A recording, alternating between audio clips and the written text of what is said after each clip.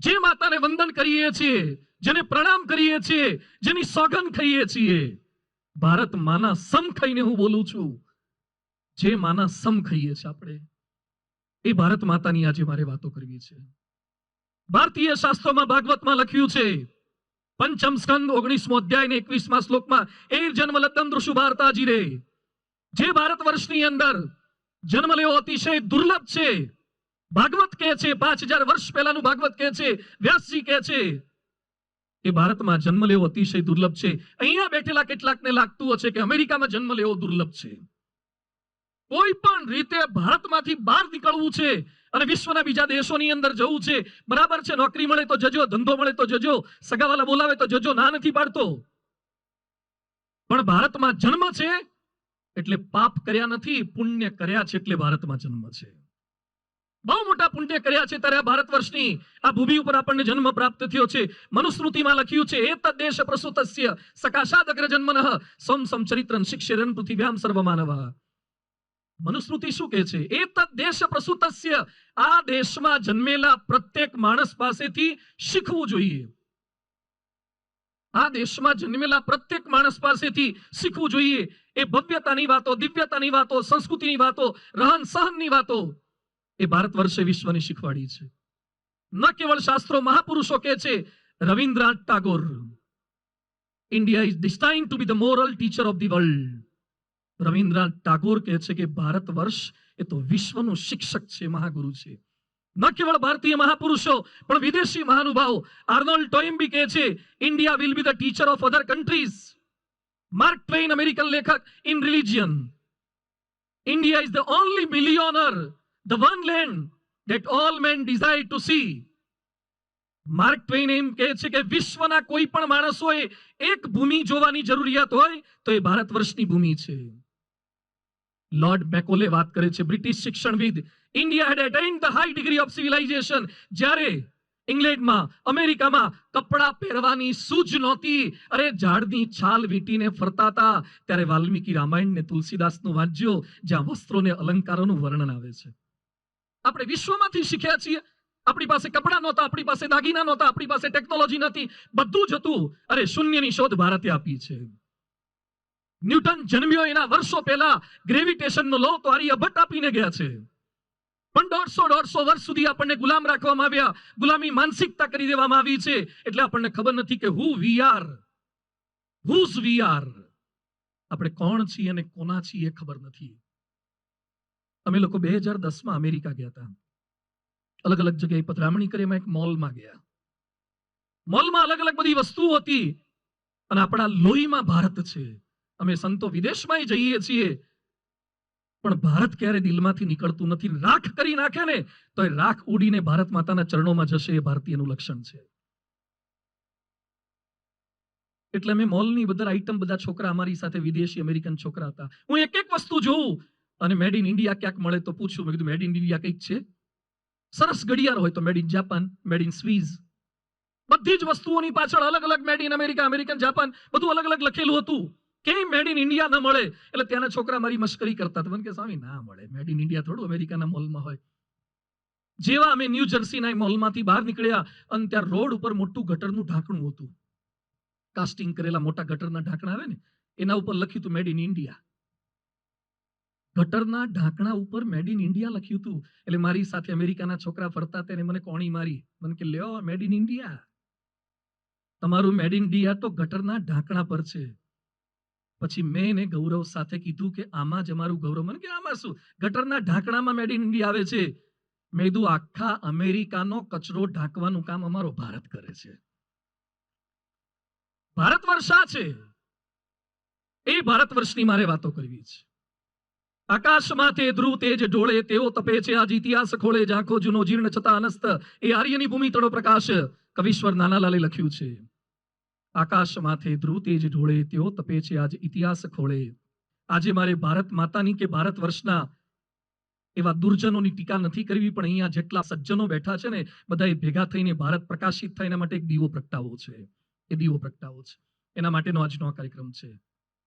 એ હિન્દુસ્તાન શ્રેષ્ઠ ક્યારે થશે? એ વર્તમાન પરિસ્થિતિ માટે જવાબદાર કોણ? કેટલાક કહેશે નેતાઓ, હું નથી કહેતો, કેટલાક બોલે છે કે નેતાઓ જવાબદાર છે, શિક્ષકો જવાબદાર છે, પ્રોફેસર જવાબદાર છે, ક્યાંક ડોક્ટર જવાબદાર છે, વકીલ જવાબદાર છે, ઉદ્યોગપતિ જવાબદાર છે, એક્ટરો જવાબદાર છે, પોલીસો, સરકારી અધિકારી, બિલ્ડરો. કેટલાક તો એમ બોલે છે કે ભગવાને ભારતનું ભલું કરી શકે નહીં. જ્હોન એફ કેનેડી કહેતા, do not ask what your country can do for you, always ask what you can do for your country.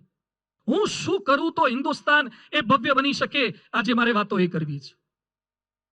પ્રવીણતા, પ્રમાણિકતા, પવિત્રતા, પ્રતિબદ્ધતા, અસ્મિતા, એકતા, પરોપકારિતા અને પરમાર્થતા.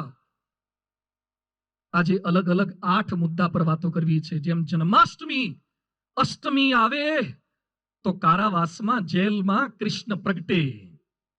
કૃષ્ણ જન્મોત્સવ થાય અષ્ટમીના દિવસે, એમ 8 સિદ્ધાંતો દ્રઢ થાય તો ભારતમાં કૃષ્ણ જન્મોત્સવ થાય, એ પ્રકાશ થાય, જેલના કારાવાસના બંધન તૂટે. એ આજે વાતો કરવી છે. પહેલી વાત છે પ્રવીણતા. Work with perfection. જે કંઈ કામ કરો પરફેક્શન સાથે કરો. અહીં બેઠેલા બધાને ગમતા મોબાઈલ લગભગ બીજી કંપનીના હશે, વિદેશની કંપનીના હશે.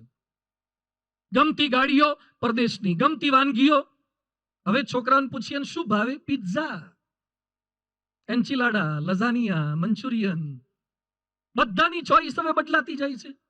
બધાને બહારનું ફાવે છે, કપડા એ બહારના ફાવે છે, ભાષા, ભૂષા, ભોજન એ બધું જ બદલાતું જાય છે. તો આપણે આપણી બુદ્ધિનો ઉપયોગ કરીને વિશ્વને કઈ પ્રોડક્ટ કેમ ના આપી શકીએ? ભારત પાસે બુદ્ધિ ઓછી છે. સત્યેન નાદેલા, માઇક્રોસોફ્ટના સીઈઓ, એનો 1 વર્ષનો પગાર 1700 કરોડ. 1700 કરોડ પગાર. સુંદર પિચાઈ, ગૂગલના સીઈઓ, એનો પગાર 1200-1400 કરોડ. આટલા કરોડનો સેલરી. એકવાર સભામાં મેં વાત કરી હતી, એક છોકરો મને કે આટલા બધાનું કરતા શું હશે? મને કે પાણીપુરી ખાઈ ખાઈને કેટલા નહીં ખાય. બધું હારા ડોબા, 1700 કરોડની પાણીપુરી થોડી હોય. પણ મને કે સ્વામી આટલા બધાનું કરે શું? બધું આટલા 1700 કરોડનું કરે શું? એ પ્રશ્ન ના પૂછ, એને હું કર્યું છે કે એને 1700 આપે છે. અને તને હારા આઈટીઆઈમાં કોઈ રાખતું નથી. તું ઠેર ઠેર બાયોડેટા લઈને રખડ્યા કરે છે, છાપામાં જાહેરાત આપે છે, કઈ જરૂર હોય કહેજો. કેમ આપણને કોઈ રાખતું નથી? પરફેક્શન સાથે નથી કરી શકતા.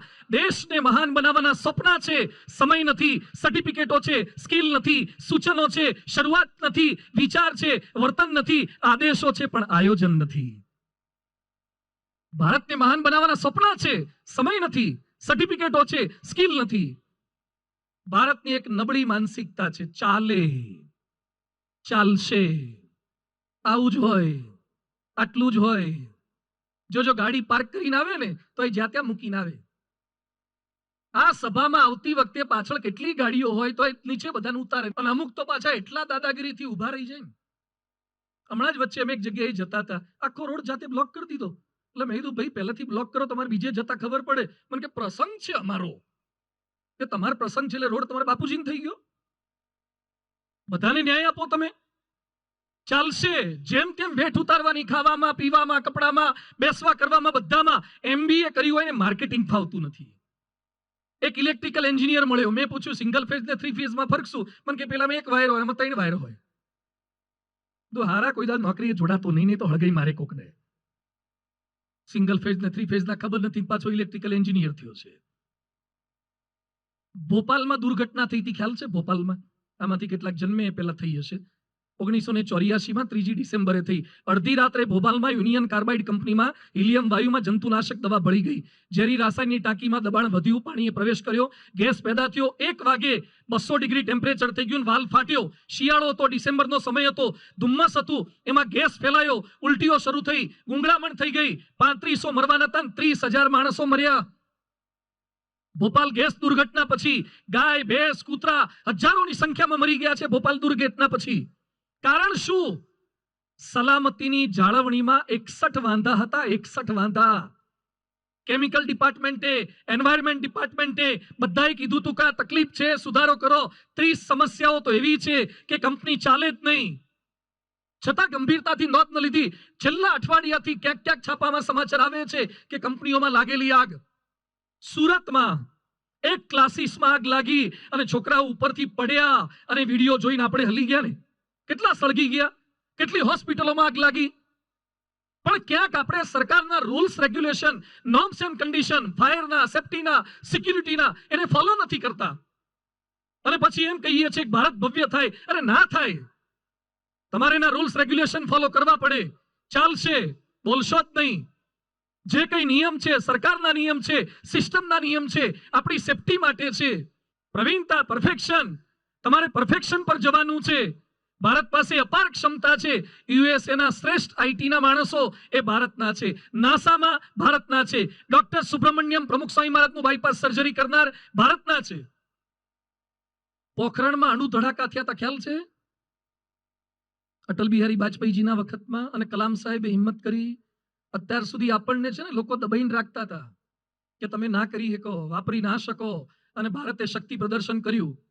અણુ ધડાકા પછી ભારત સરકારે અમેરિકા પાસે મોસમની જાણકારી માટે એક સુપર કોમ્પ્યુટર આવે છે XMP, સુપર કોમ્પ્યુટરની માગણી કરી કે અમેરિકા પાસે જે તો આ સુપર કોમ્પ્યુટર અમને આપો ને.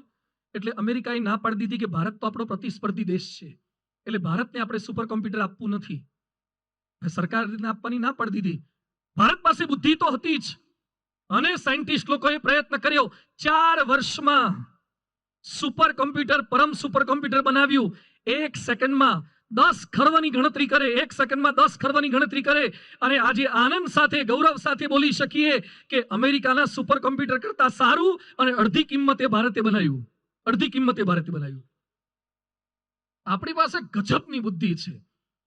ભણીએ, કામ કરીએ, એમાં શ્રેષ્ઠ થઈએ. Why not the best? ભારતવાળા ગમે ત્યાંથી રસ્તો કાઢે, એ કોઈ દાડો મુંજાય નહીં. ભારતીયની વિશેષતા છે. પણ ભારત પાસે શક્તિ ગજબની છે. જો થોડીક મહેનત કરીએ તો, પરફેક્શન લાવીએ તો શક્ય છે. નહીં તો દુનિયા પાસે ભિખારીની જેમ હાથ જોડવા પડશે. કરી શકીએ એમ શક્તિ છે. મુંબઈના એ પોલીસ કર્મી જાપાન ગયા, રિસ્ટ વોચ ખરીદી, કાંડા પર પહેરવાની ઘડિયાળ ખરીદી, અને પછી એણે કીધું કે કોઈ ગેરંટી ખરી? સાંભળજો બધા વેપારીઓ, સાંભળજો બધા દુકાનદારો, કે ઘડિયાળની કોઈ ગેરંટી ખરી? અને એ સમયે જાપાની સેલ્સમેન શું બોલ્યો કે જાપાનમાં બનેલી કોઈ પણ ચીજ માટે અમારો આખો દેશ ગેરંટી આપે છે. જાપાનમાં બનેલી કોઈ પણ ચીજ માટે અમારો આખો દેશ ગેરંટી આપે છે. અને આપણે કોઈ દુકાનમાં પૂછીએ કે એની ગેરંટી ખરી? લેવું એટલે ભાઈ હવે ઘણા તો આપણને કે તારી ગેરંટી છે, તું હેઠો ઉતરીને તું પેલો ઉપડી જઈશ તો શું લઈને આવ્યા, તને શું લઈને જવાના? આપણા વાળા ગેરંટી માનતા નથી, વોરંટીમાં માનતા નથી. આપણે જે કંઈ કરીએ પરફેક્શન સાથે કેમ ન કરીએ? પ્રમુખ સ્વામી મહારાજ 6 ચોપડી ભણેલા, શું ભણ્યા હશે, પણ અક્ષરધામ જે બનાવી દીધું એમને, દિલ્હી અક્ષરધામ, 100 એકરમાં અક્ષરધામ બનાવ્યું છે. આમાંથી જેણે દિલ્હી અક્ષરધામ જોયું હોય હાથ ઊંચો કરો તો. લગભગ ઘણાએ જોયું છે.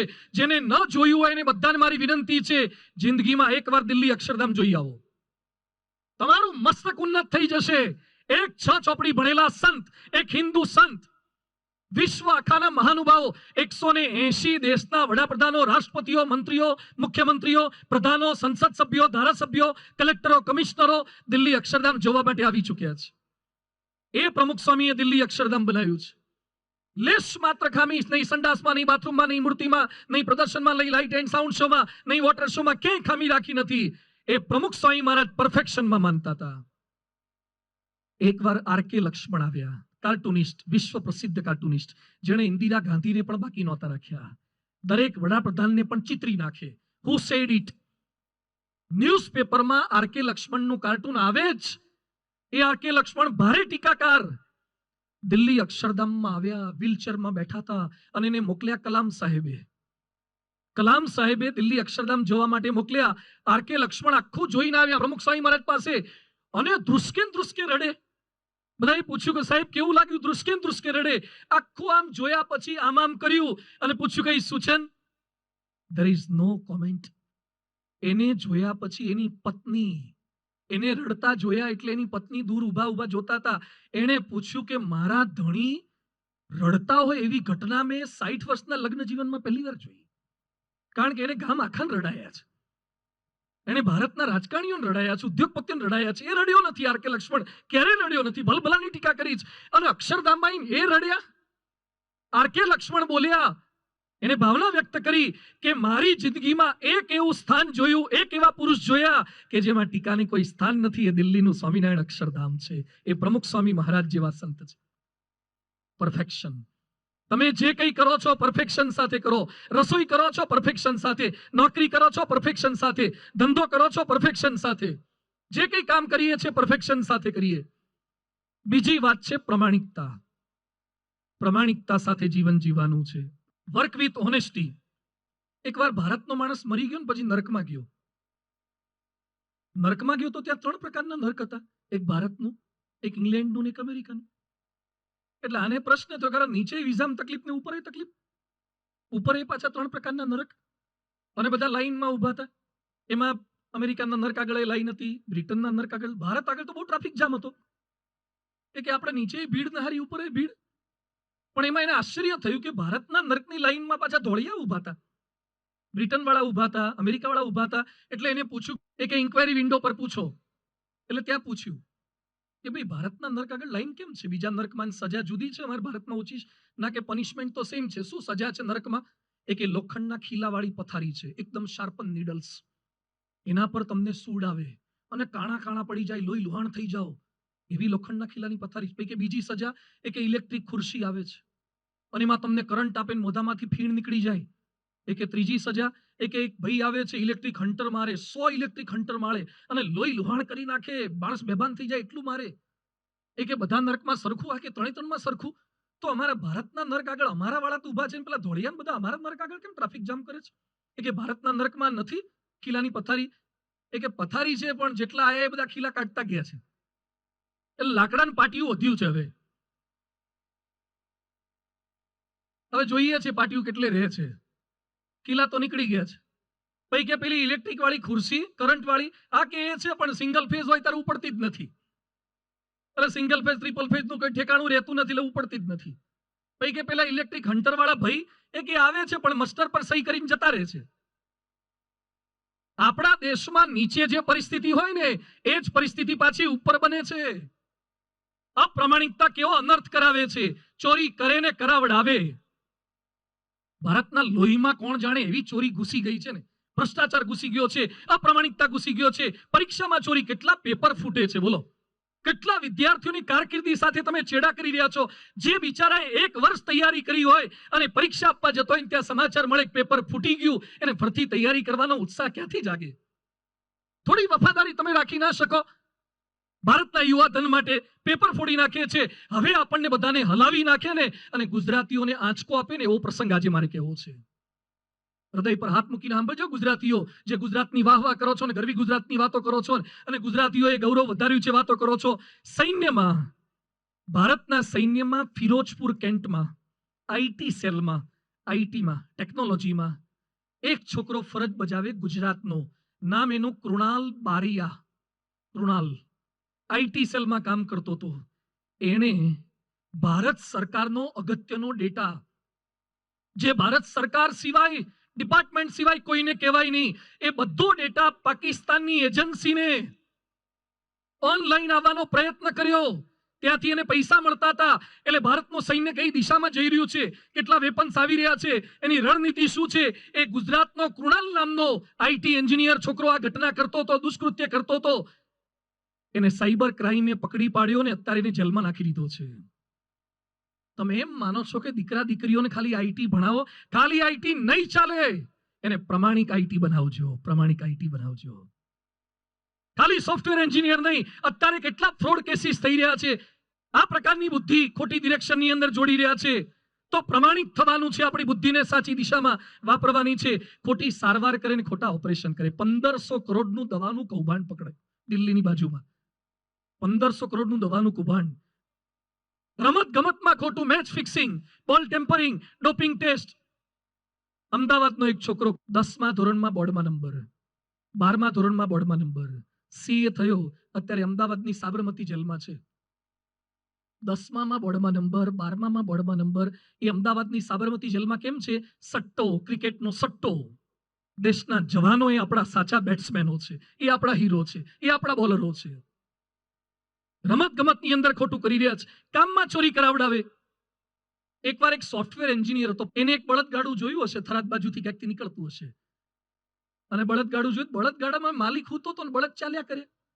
ઘણી ઊંટલારીઓ તમે આવી જોઈએ છે, હળંગ ઊંટલારીઓ હોય, એક જ ચલાવતો હોય, બાકીના બધા હરાહુતા હોય, અને પેલાનું પાછળ આમ હોપી દીધું, બધા ઊંટ હાલ્યા જ કરે.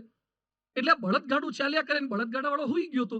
એટલે એન્જિનિયરે જોયું કે આ ઓટો પાયલટ જોયું તું, પણ ઓટો બળદગાડું કેમનું થાય? પ્લેન ઓટો પાયલટ મોડમાં હોય, પણ આ બળદગાડું આ હોઈ ગયો છે, બળદ એની મેરે ચાલે છે. એટલે એને બળદગાડા વાળાને ઉભો રાખીને પૂછ્યું કે તમને કઈ રીતે ખબર પડે કે બળદગાડું ચાલે જ છે? બળદ ચાલતો ના હોય, બંધ થઈ જાય તો તમે તો હોઈ ગયા છો. એટલે ખેડૂત શું બોલ્યો કે બળદના ગળામાં ઘંટડી બાંધી છે. બળદના ગળામાં ઘંટડી બાંધી છે એટલે ચાલે તો ઘંટડીનો અવાજ આવે એટલે મને ખબર પડે ઘંટડી ચાલુ છે, એટલે બળદ ચાલુ છે, નહીં તો મારી ઊંઘ ઉડી જ જાય. એટલે સોફ્ટવેર એન્જિનિયરે શું કીધું કે કદાચ બળદ ચાલે નહીં પણ ઊભો ઘંટડી વગાડે તો? બળદ ચાલે નહીં પણ ઊભો આમ કરે ને ઘંટડી વગાડે તો આપણો પાલનપુરનો ખેડૂત શું બોલ્યો કે બળદે છે ને કોરોનામાં વર્ક ફ્રોમ હોમ નથી કર્યું. હા, વર્ક ફ્રોમ હોમ વાળા ધંધા કરે. સાહેબોને એમ લાગતું તો છોકરાઓને ભણાવીએ છે, કશું ભણ્યા નથી હારા. સાહેબને એમ કે અમને જોવે છે, બેઠા બેઠા જેઠાલાલ જોતા હતા. એક મોબાઈલના બે ટુકડા કર્યા, સ્પ્લિટ સ્ક્રીન આવે ને, આ બાજુ બીજું દેખાય, પેલી બાજુ બીજું દેખાય. એક છોકરો એને બાપાને કે પપ્પા મારે છે ને એવા ભણવું છે કે મોટો થઈને છે ને કોરોના આવે નહીં એવું જ કરી દેવું છે. એના બાપા કે ચૂપ બેઠ ડોબા, તું પાસ થયો ને કોરોનાની કૃપાથી જ પાસ થયો છે, બાકી તું ક્યાં ઉપલા ધોરણમાં ચડે એવો હતો? કોરોનાએ કેટલાયની લાજ રાખી છે, એટીકેટી વાળાની ડિટેન થયેલા બધાની. તો આપણે પ્રમાણિક થવાનું છે. લોકમાન્ય તિલક, ગાંધીજીએ મીટિંગ રાખી હતી ગોધરામાં, 1 મિનિટ મોડા આવ્યા અને ગાંધીજી બોલ્યા કે તિલક, દેશને આઝાદી 1 મિનિટ મોડી મળશે તો તમે જવાબદાર છો. આઇન્સ્ટાઈન પ્રિન્સ્ટન યુનિવર્સિટીમાં ક્લાર્ક કરતા ઓછો પગાર લેતા હતા, છતાં બોલતા હતા 100 times a day I remind that my inner and outer life is dependent on the labors of man. મારે જેટલો પગાર લઉં છું એટલું કામ ચૂકવવું જોઈએ. ડોક્ટર સીવી રામન નોબેલ પ્રાઇઝ વિનર હતા. 1954માં ભારત રત્નનું ઇનામ મળવાનું હતું. ભારત રત્ન જેને તેને મળતું નથી. ડોક્ટર રાજેન્દ્ર પ્રસાદે એમને પત્ર લખ્યો રાષ્ટ્રપતિએ, ડોક્ટર રાજેન્દ્ર પ્રસાદ સાહેબે, કે દિલ્હી આવો ભારત રત્ન લેવા માટે, ત્યારે રાષ્ટ્રપતિ ભવનમાં મારી સાથે ઉતરજો. પહેલા તો ભારત રત્ન મળવું જ અઘરું છે, અને એમાં રાષ્ટ્રપતિ ભવનમાં તમને ઉતારો આપે. રાષ્ટ્રપતિ ભવનમાં ઉતરજો. 26મી જાન્યુઆરીએ તમને ભારત રત્ન આપવું છે. સીવી રામનને જાણ થઈ, અને સીવી રામને રાષ્ટ્રપતિને લેટરમાં શું લખ્યું કે આપ મને ભારત રત્ન 26મી જાન્યુઆરી આપવાના છો એ જાણીને આનંદ થયો છે, પણ મારા હાથ નીચે એક છોકરો પીએચડી કરે છે અને 26મી જાન્યુઆરીએ જેનું સબમિશન છે. એટલે પહેલી જવાબદારી મારી ગાઈડ તરીકેની, શિક્ષક તરીકેની છે, એ મારી ફરજ છે, મારો ધર્મ છે. એટલે મારી જવાબદારી મૂકીને હું ભારત રત્ન લેવા માટે નહીં આવી શકું. ન ગયા. આ સીવી રામન હતા. મારી જવાબદારી પહેલા છે તો પ્રમાણિકતા, બી ઓનેસ્ટ. તમારી જે કઈ ફરજ છે એની અંદર પરમ પૂજ્ય પ્રમુખ સ્વામી મહારાજ કહેતા, બે ઈમાનદારીની બ્રેડ ખાવી એના કરતા ઈમાનદારીનો સૂકો રોટલો ખાવો સારો. બે ઈમાનદારીની બ્રેડ ના ખાતા બહુ જાજી ટકતી નથી, તકલીફો થાય છે. ચાણક્ય ઘરમાં રાત્રે કામ કરતી વખતે 2 દીવા રાખતા. 2 દીવા શેના માટે? એક દીવો રાજ્ય સરકારનો દીવો, અને બીજો દીવો પોતાના પરિવારનું ઘર સંબંધી કામ કરવું એનો દીવો. કેટલાક શું કરે છે? સરકારી ઓફિસો, સરકારી પગાર. એક છોકરો ગાંધીનગરમાં ચોરી કરતા પકડાયો, એટલે એના બાપુજીને બોલાવવામાં આવ્યા કે ભાઈ તમારો છોકરો ચોરી કરે છે. કે શું ચોરી કરે? કે પેન, પેન્સિલ, રબર અને પેડ ને કાગળિયા. એ કે ના કરે ચોરી. પેલા પણ ચોરી કરતા પકડાય કે ના કરે, એના માટે હું સચિવાલયમાંથી લાવું જ છું. મારો છોકરો શું કરે? ચોરી કરે. એનો બાપો જ ચોરી કરતો હતો. આપણે કયા પ્રમાણિક સમાજ તૈયાર કરે? સરદાર વલ્લભભાઈ પટેલ, આ બાહોશ પુરુષ. ખરેખર સરદાર પટેલને તો અંજલિ આપી એટલી ઓછી છે. શા માટે કરોડોના ખર્ચે સરદાર પટેલનું સ્ટેચ્યુ ત્યાં ઊભું કરવામાં આવ્યું? અને જેને ના જોયું હોય ને એકવાર જઈ આવજો, સરદારનું સ્ટેચ્યુ જોઈ આવો. શું ગુજરાતનું પાણી છે કે જેનું આવડું મોટું સ્ટેચ્યુ 182 મીટરનું ત્યાં ઊભું કરવામાં આવ્યું છે. આટલું લોખંડ, આટલો સિમેન્ટ વાપરીને આટલું સ્ટેચ્યુ ઊભું કર્યું છે. કેટલાકને એમ લાગે કે 1200 કરોડ કે 2200 કરોડનો ખર્ચો કરીને શા માટે સરદાર ઊભા કરવામાં આવ્યા? એમાં જેટલું લોખંડ વાપર્યું છે એટલા લોખંડમાંથી કેટલા પાવડા, તગારા, ત્રિકમ, કોદાળા થઈ ગયા હોત? કેટલા લોકોની રોજીરોટી મળી જાત, એમાં જેટલો સિમેન્ટ વાપર્યો છે એમાંથી કેટલાના ઘર થઈ ગયા હોત, કેટલા સંડાસ બાથરૂમ થઈ ગયા હોત. છતાં પણ સરદારના સ્ટેચ્યુમાં 2000 કરોડનો ખર્ચો કર્યો છે. કદાચ કદાચ કદાચ આ સરદારને જોયા પછી કોઈક સરદાર જેટલો પ્રમાણિક બને ને તો 2000 કરોડ વસૂલ છે. સરદાર પ્રમાણિકતાનું પ્રતીક છે. 236 કે 240 રૂપિયા ચશ્મામાં એક બાજુ દાંડી હોય ને બીજી બાજુ દોરી હોય, એ સરદાર હતા. જે આવા પ્રમાણિક હોય ને એના સ્ટેચ્યુ ઓફ યુનિટી પધરાવવામાં આવે, અને જે અપ્રમાણિક હોય ને તો એકલા એકલા સેલ્ફીઓ લેવી પડે. જાતે ને જાતે સેલ્ફીઓ લે છે, પોતાના ને પોતા ફોટા પાડે ને પાછો બેઠો બેઠો ડિલીટ કરે. તારા ફોટા રાખે કોણ તારા સિવાય? તમે સેલ્ફીઓ પાડો એમાં તમારું ગૌરવ નથી, પણ તમારા પૂતળા પધરાવવામાં આવે ને એ તમારી પ્રમાણિકતા છે. આ લેવલની પ્રમાણિકતા છે. કલામ સાહેબ રાષ્ટ્રપતિ ભવનમાં શપથ વિધિમાં પોતાના સગાવાલા આવ્યા. સગાવાલા ગયા પછી સગાવાલા 2-3 દિવસ જે રોકાયા એનું બધું જ બિલ કલામ સાહેબે પોતાના પગારમાંથી ભરી દીધું છે. આવવા જવાનો ખર્ચો ભરી દીધો છે. 1 રૂપિયો સરકારનો લીધો નથી. હમ ચલે તો હિન્દુસ્તાન કેમ ચલે? 1 રૂપિયો મફતનો લેવાનો સંકલ્પ ન કરતા. અને નહીં પછે, હા નહીં પછે. જે તમારું નથી એને ક્યારે લેશો જ નહીં. આજે દેશમાં ક્યાંક ક્યાંક ભ્રષ્ટાચાર, દુરાચાર છે. અહીંયા બેઠેલા તમામ ભારતીયને મારી અપીલ છે કે દેશ વેચવા જેવું કૃત્ય ક્યારે ન કરતા. જેનાથી મારી ભારત માતાના આંખમાંથી આંસુ નીકળે, જેનાથી ભારતનું મસ્તક નીચું થઈ જાય, એવું એક કૃત્ય આપણે કરવું નથી. પ્રમાણિકતા, વર્ક વિથ ઓનેસ્ટી, નિયમ પાલનમાં પ્રમાણિકતા. કલામ સાહેબની વાત કરી. કલામ સાહેબ વોટિંગ કરવા માટે જતા હતા અને વોટ આપવા માટે કલામ સાહેબ લાઈનમાં ઉભા રહ્યા. એની આગળ બીજા લોકો ઉભા હતા. કલામ સાહેબને કીધું, સર તમે રાષ્ટ્રપતિ છો, તમે આગળ આવી જાઓ. કલામ સાહેબ કે ના, મારો વારો જ્યાં હોય ત્યાં જ મારે ઉભા રહેવાય. રાષ્ટ્રપતિ લાઈનમાં ઉભા રહે અને આપણા વાળો ગમે તળાને કાવ મારીને આગળ આવી જાય.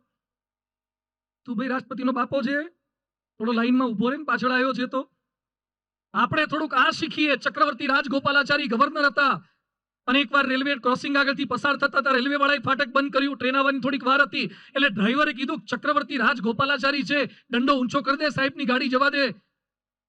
એટલે પેલો ફાટકમન કે રાજગોપાલાચારી હોય કે વડાપ્રધાન હોય, ફાટક બંધ થઈ ગયું છે, હવે દંડો ઊંચો નહીં થાય.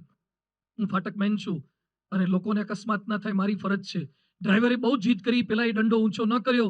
રાજગોપાલાચારી એને પાસે બોલાયો ને અભિનંદન આપ્યા કે સેલ્યુટ છે તારી ડ્યુટીની ફરજને અને તારી દ્રઢતાને, તારી પ્રમાણિકતાને.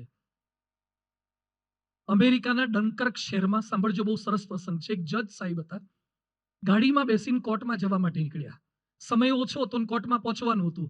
એટલે એને ડ્રાઈવરને કીધું, ડ્રાઈવર થોડી સ્પીડ રાખજે, આપણે કોર્ટમાં ટાઈમે પહોંચવાનું છે. ટ્રાફિક ખૂબ હતો અને કટોકટી જેવું હતું અને ટાઈમે પહોંચી ગયા. એટલે જજ સાહેબ તો પાછળ બેઠા હતા. એમને ડ્રાઈવરને કોંગ્રેચ્યુલેશન્સ કીધા કે સરસ તે ટાઈમસર પહોંચાડી દીધા. કે સાહેબ આમ તો પહોંચાય એવું નહોતું, પણ મેં રોંગમાંથી લીધી એટલે પહોંચ્યા. બાકી પહોંચાય એવું નહોતું, મેં રોંગમાંથી લીધી અને તમને ટાઈમે પહોંચાડી દીધા. સર કે એક કામ કરતો, પોલીસ સ્ટેશને લઈ લે. એટલે જજ કે પોલીસ સ્ટેશને શેના માટે? કે પોલીસ સ્ટેશને લઈ લે. પોલીસ સ્ટેશને જજ ગયા, અમેરિકન ડંકર્ક સિટીનો જજ. અને પોલીસ સ્ટેશને જઈને કહે છે કે જે રોંગમાં લે એનો દંડ કેટલો થાય?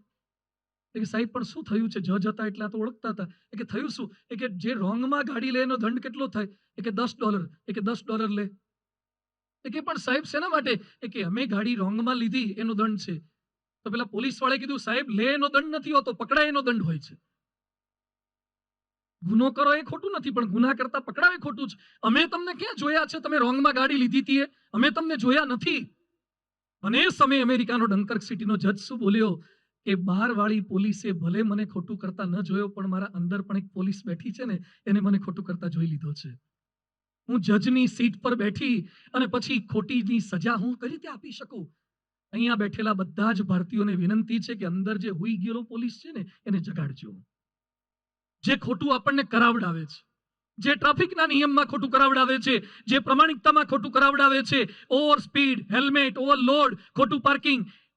હમણાં એક બસનો ડ્રાઈવર ગુટકા ખાતો હતો અને ચાલુ બસમાં ચલાવતા ચલાવતા થૂકવા ગયો અને પેલું લોડર ઊભું તો એની સાથે અથડાઈ ગયો. 4 જણા મરી ગયા. તમારી મોઢાની તમાકુની પિચકારીએ 4 જણાની લોહીની પિચકારીઓ કાઢી નાખી. જેટલા ફાકી ખાય છે, ગુટકા ખાય છે, તમે એક ડ્રાઈવર છો, તમારે વર્ક વિથ ઓનેસ્ટી કરવાનું છે. તો વ્યસન કરતા કરતા, ઘણા તો આમ ચાલુમાં એક હાથે બાઈક હોય આમ આમ કરતા કરતા આમ કરતા કરતા ચલાવે છે અને ગમે ત્યાંથી કરી લે છે. એ ન ચાલે.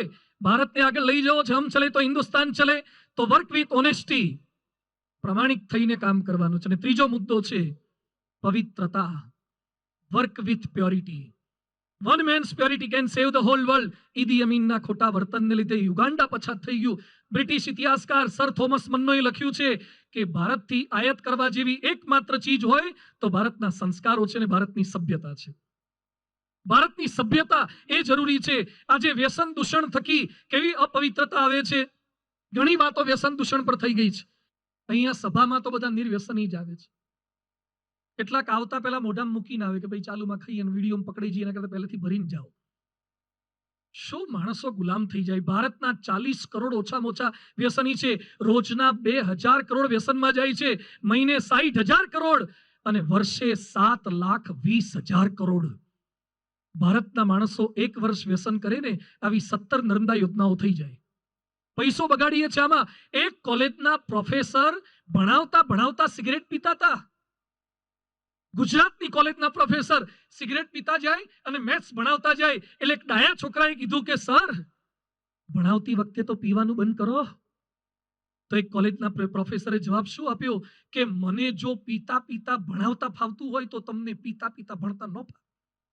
પીતા પીતા ભણો ને, હું ક્યાં ના પાડું છું. આ ગુજરાતની એક કોલેજના પ્રોફેસરનો પ્રસંગ મને છોકરાઓએ કીધું. અમે ડોક્ટર પાસે દાંત ચેક કરાવવા ગયા. રૂટ કેનાલ ટ્રીટમેન્ટ કરવાની હતી. એટલે ડોક્ટરે અમને કીધું કે સ્વામીજી, મોઢામાં સલાઈવા લાળ ભેગી થઈ જાય, કોગળા કરજો, બાજુમાં ચોખ્ખું પાણી મૂક્યું છે. તમે સંતો કોગળા કરી એના કરતા વારો એ અમારા કરતા વધારે એ વાપરતો હતો ટબ. એટલે મેં કીધું તમે વધારે કેમ કોગળા કરો છો? તો એ તો હારો ફાકી ખાતો હતો, ગુટકા ખાતો હતો અને ઘડીએ ઘડીએ કોગળા એ કરે. મેં તો ડેન્ટિસ્ટ છે અને આટલી પવિત્રતા નથી અને લોકોના દાંત ચેક કરે છે, દાંત સ્વચ્છ કરવાની વાતો કરે છે. અને મને આનંદ થયો છે આ વખતે પાલનપુરમાં. આજે અહીંયા વ્યક્તિગત દર્શને કેટલાક આવ્યા, કાલે કેટલાક મળ્યા. ઘણા બધાએ વ્યસન છોડ્યા છે અને ઘણાએ વ્યસન છોડવાના સંકલ્પ કર્યા છે. ખરેખર કાબિલે દાદ છે. અમે લોકો મા બાપના એકના એક દીકરા, દેશ માટે, સંસ્કૃતિ માટે, સમાજ માટે, ધર્મ માટે અમારા મા બાપને છોડી શકતા હોય તો તમે તમારી પત્ની માટે, તમારા સુહાગ માટે, તમારા દીકરાને મા બાપ માટે એક ફાકી તો છોડજો, ગુટકા તો છોડજો. છૂટી જ શકે છે, થઈ શકે છે. તો સંકલ્પ એ કરવાનો છે. તો આ પવિત્રતા છે, ચારિત્રની પવિત્રતા છે. એક આર્કિટેક્ટ મને મળવા માટે આવ્યા. મને કે સ્વામીજી, મારી પત્નીને તકલીફ છે. શું તકલીફ છે? મને કે બીજા સાથે ઓનલાઈન હોય છે. હવે મોબાઈલ આવ્યો છે ને એટલે એક્સટર્નલ રિલેશન એટલા વધ્યા છે. બધા ડ્યુઅલ સિમ કાર્ડ વાળા થઈ જશે જો ધ્યાન નહીં રાખે તો. ડ્યુઅલ સિમ કાર્ડ વાળા. અને હું તો ત્યાં સુધી કહી શકું છું, જો તમે પવિત્ર હોય તો મોબાઈલમાં પાસવર્ડ રાખશો જ નહીં. તમને બીક લાગે છે એટલે તો પાસવર્ડ રાખવા પડે છે. તમારી ગેલેરી, તમારી ગેરહાજરીમાં કોઈ ખોલી નાખે એટલે ચિંતા છે કે મારા કેટલાક ફોટા, મારા કેટલાક વિડીયો, મારું કેટલું સેવિંગ જોવા જેવું નથી. કેમ મોબાઈલમાં એવું સેવ કરો છો? કેમ મોબાઈલની હિસ્ટ્રીઓ તમારે ડિલીટ કરવી પડે છે? યાદ રાખજો, તમારા મોબાઈલની હિસ્ટ્રી તમે ડિલીટ કરી શકશો પણ સર્વરમાંથી ડિલીટ તો નહીં થાય. સર્વરમાં ડિલીટ નહીં થાય. તમે કરેલા ખોટા કર્મો મોબાઈલમાંથી ડિલીટ કરી શકો. ભગવાનના દરબારમાં કશું ડિલીટ થતું નથી. એ તો બધું યાદ રાખવાના છે કે કયું કયું જોયું તું, કઈ વેબસાઇટ પર ગયા હતા અને તમારી પત્ની સિવાય કે તમારા પતિ સિવાય ક્યાં ક્યાં વાતો કરી હતી, કોની સાથે ઇમોશનલ બોન્ડિંગ થઈ ગયા હતા. આર્કિટેક્ટે મને વાત કરી કે સ્વામીજી, મારી પત્ની રાત્રે 1:30 વાગે કોકની સાથે ઓનલાઈન હોય છે. બધું ભૂલ થાય, માફી આપી દો. એ સ્વીકાર કરતા હોય તો ફરીથી નવી જિંદગી, નવી ગિલ્લી, નવો દાવ. મને કે સ્વામી, મારી પત્ની એમ કે છે કે you are my husband, he is my friend, I will keep both. હું બે રાખીશ. હું તને કે અન્યાય કરું છું, છોકરા સાચવું છું, બધું કરું છું, ઘર ચલાવું છું, નોકરી કરું છું, આર્થિક મદદ કરું છું. એ મારો મિત્ર છે અને હું ડિપ્રેશનમાં હોઉં, ફ્રસ્ટ્રેશનમાં હોઉં ત્યારે મને એ સાંત્વના આપે છે. એમાં તને તકલીફ શું છે? અરે ભારતમાં પોતાના પતિ સિવાય કોઈનો સંકલ્પ ન થાય, એની સામે નજર કરીને જોવે નહીં, એ આપણો ભારત હતો. રેણુકાએ ખાલી સંકલ્પ કર્યો કે ગંધર્વો કેવા રૂપાળા, ત્યાં તો જમદગ્નિએ માથું કાપી નાખ્યું પરશુરામ દ્વારા. આપણો ભારત હતો. એ ભારતમાં પોતાના પતિ સિવાય કોઈકની સાથે ઓનલાઈન રહેવાનું કે પત્ની સિવાય બીજા સાથે ઓનલાઈન રહેવાનું, કઈ દિશામાં ભારતના માણસો જઈ રહ્યા છે? મેં આર્કિટેક્ટને પૂછ્યું કે તમારા પત્ની શું કરે છે? મને કે સ્કૂલમાં શિક્ષિકા છે. એ ભાઈ શું ભણાવશે સ્કૂલમાં શિક્ષિકા થઈને? અને કેવા નાગરિકો તૈયાર કરશે? એ ભાઈને લગ્ન જીવનના 14 વર્ષ થયા, 12 વર્ષનો દીકરો, અને છૂટાછેડા લીધા અને છૂટું કરીને જતા રહ્યા. એણે મને વાત કરી કે સ્વામી, રાજકોટના કેટલાય ઘરની ડિઝાઇન મેં બનાવી, પણ મારા ઘરની પથારી આણે ફેરવી નાખી. આર્કિટેક્ટ કામ લાગ્યું નહીં, ઇન્ટિરિયર કામ લાગ્યું નહીં, એક્સટિરિયર કામ લાગ્યું નહીં. માઇક ટાયસન 19 વર્ષે તો સૌથી યુવાન હેવી વેઇટ ચેમ્પિયન હતો. 19 વર્ષે માઇક ટાયસન, પણ 1991 બળાત્કાર કેસમાં પકડાયો, જેલમાં જવું પડ્યું, 6-7 વર્ષ જેલમાં ગયો. જે હાથમાં કોઈ પકડી ન શકે એ હાથને પોલીસે હથકડીઓ પહેરાવી દીધી, 7 વર્ષ જેલમાં રાખ્યો. પાછો બહાર આવ્યા પછી હોલીફિલ્ડનો કાન થઈ ગયો, પાછો જેલમાં ગયો. 98 મોટર અકસ્માત થયો, એમાં પાછો માર્યો એટલે પાછો જેલમાં ગયો. તમારી બુદ્ધિ, તમારી શક્તિ, તમારી આવડત, તમારી તાકાત જો તમારા પવિત્રતા હોય તો કામ નહીં લાગે. પવિત્રતા નહીં હોય તો કામ નહીં લાગે. ફરીથી મારે સરદાર પટેલને યાદ કરવા છે. સાંભળજો સરદારનો પ્રસંગ તમામ ગૃહસ્થો. સરદાર વલ્લભભાઈ પટેલ 33 વર્ષે વિધુર થયા છે. 33 વર્ષે વિધુર થયા. એમના પત્ની મૃત્યુ પામી ગયા.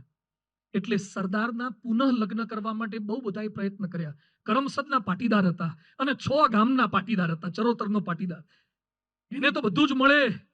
સરદાર પટેલને બોરસદના રેસિડેન્ટ મેજિસ્ટ્રેટને ઈચ્છા હતી કે મારી સાળી સાથે સરદારના લગ્ન થાય. બોરસદના મેજિસ્ટ્રેટની ઈચ્છા હતી કે મારી સાળી સાથે સરદાર પરણે. એટલે સરદારને બહુ જ પ્રયત્ન કર્યા, સમજાવ્યા અને કીધું કે મારી સાળી સારા છે, રૂપાળા છે, ગુણિયલ છે, ઘર સાચવે એવા છે, તમારા સંતાનોને સાચવશે, અને તમારા 33 વર્ષની ઉંમર છે તો બીજા લગ્ન કરી લો ને. એ સમયે સરદાર બોલ્યા કે તમારી સાળીને હું ઓળખતો નથી, મને કઈ જાન પહેચાન નથી, તેની સાથે લગ્ન કરી તે કરી શકું. એટલે મેજિસ્ટ્રેટને થયું કે સરદાર ઓળખાતા થાય એટલે આપણે કઈ પ્રયત્ન કરીએ. એટલે એમને કપડા સાથે, નવા કપડા સાથે થોડા દિવસ સરદારના ઘેર રહેવા મોકલ્યા કે સરદારને પરિચય થાય તો સરદારનું મન માને, થોડા સરદાર પીગળે, એના માટે ત્યાં રહો તો સરદાર લગ્ન માટે તૈયાર થાય. સરદારને જેવી ખબર પડી કે બોરસદના મેજિસ્ટ્રેટ પોતાની સાળીને મારી સાથે પુનઃ લગ્ન માટે મોકલવાના છે, એ જ દિવસે સરદાર બેરિસ્ટરનું ભણવા માટે વિલાયત જતા રહ્યા.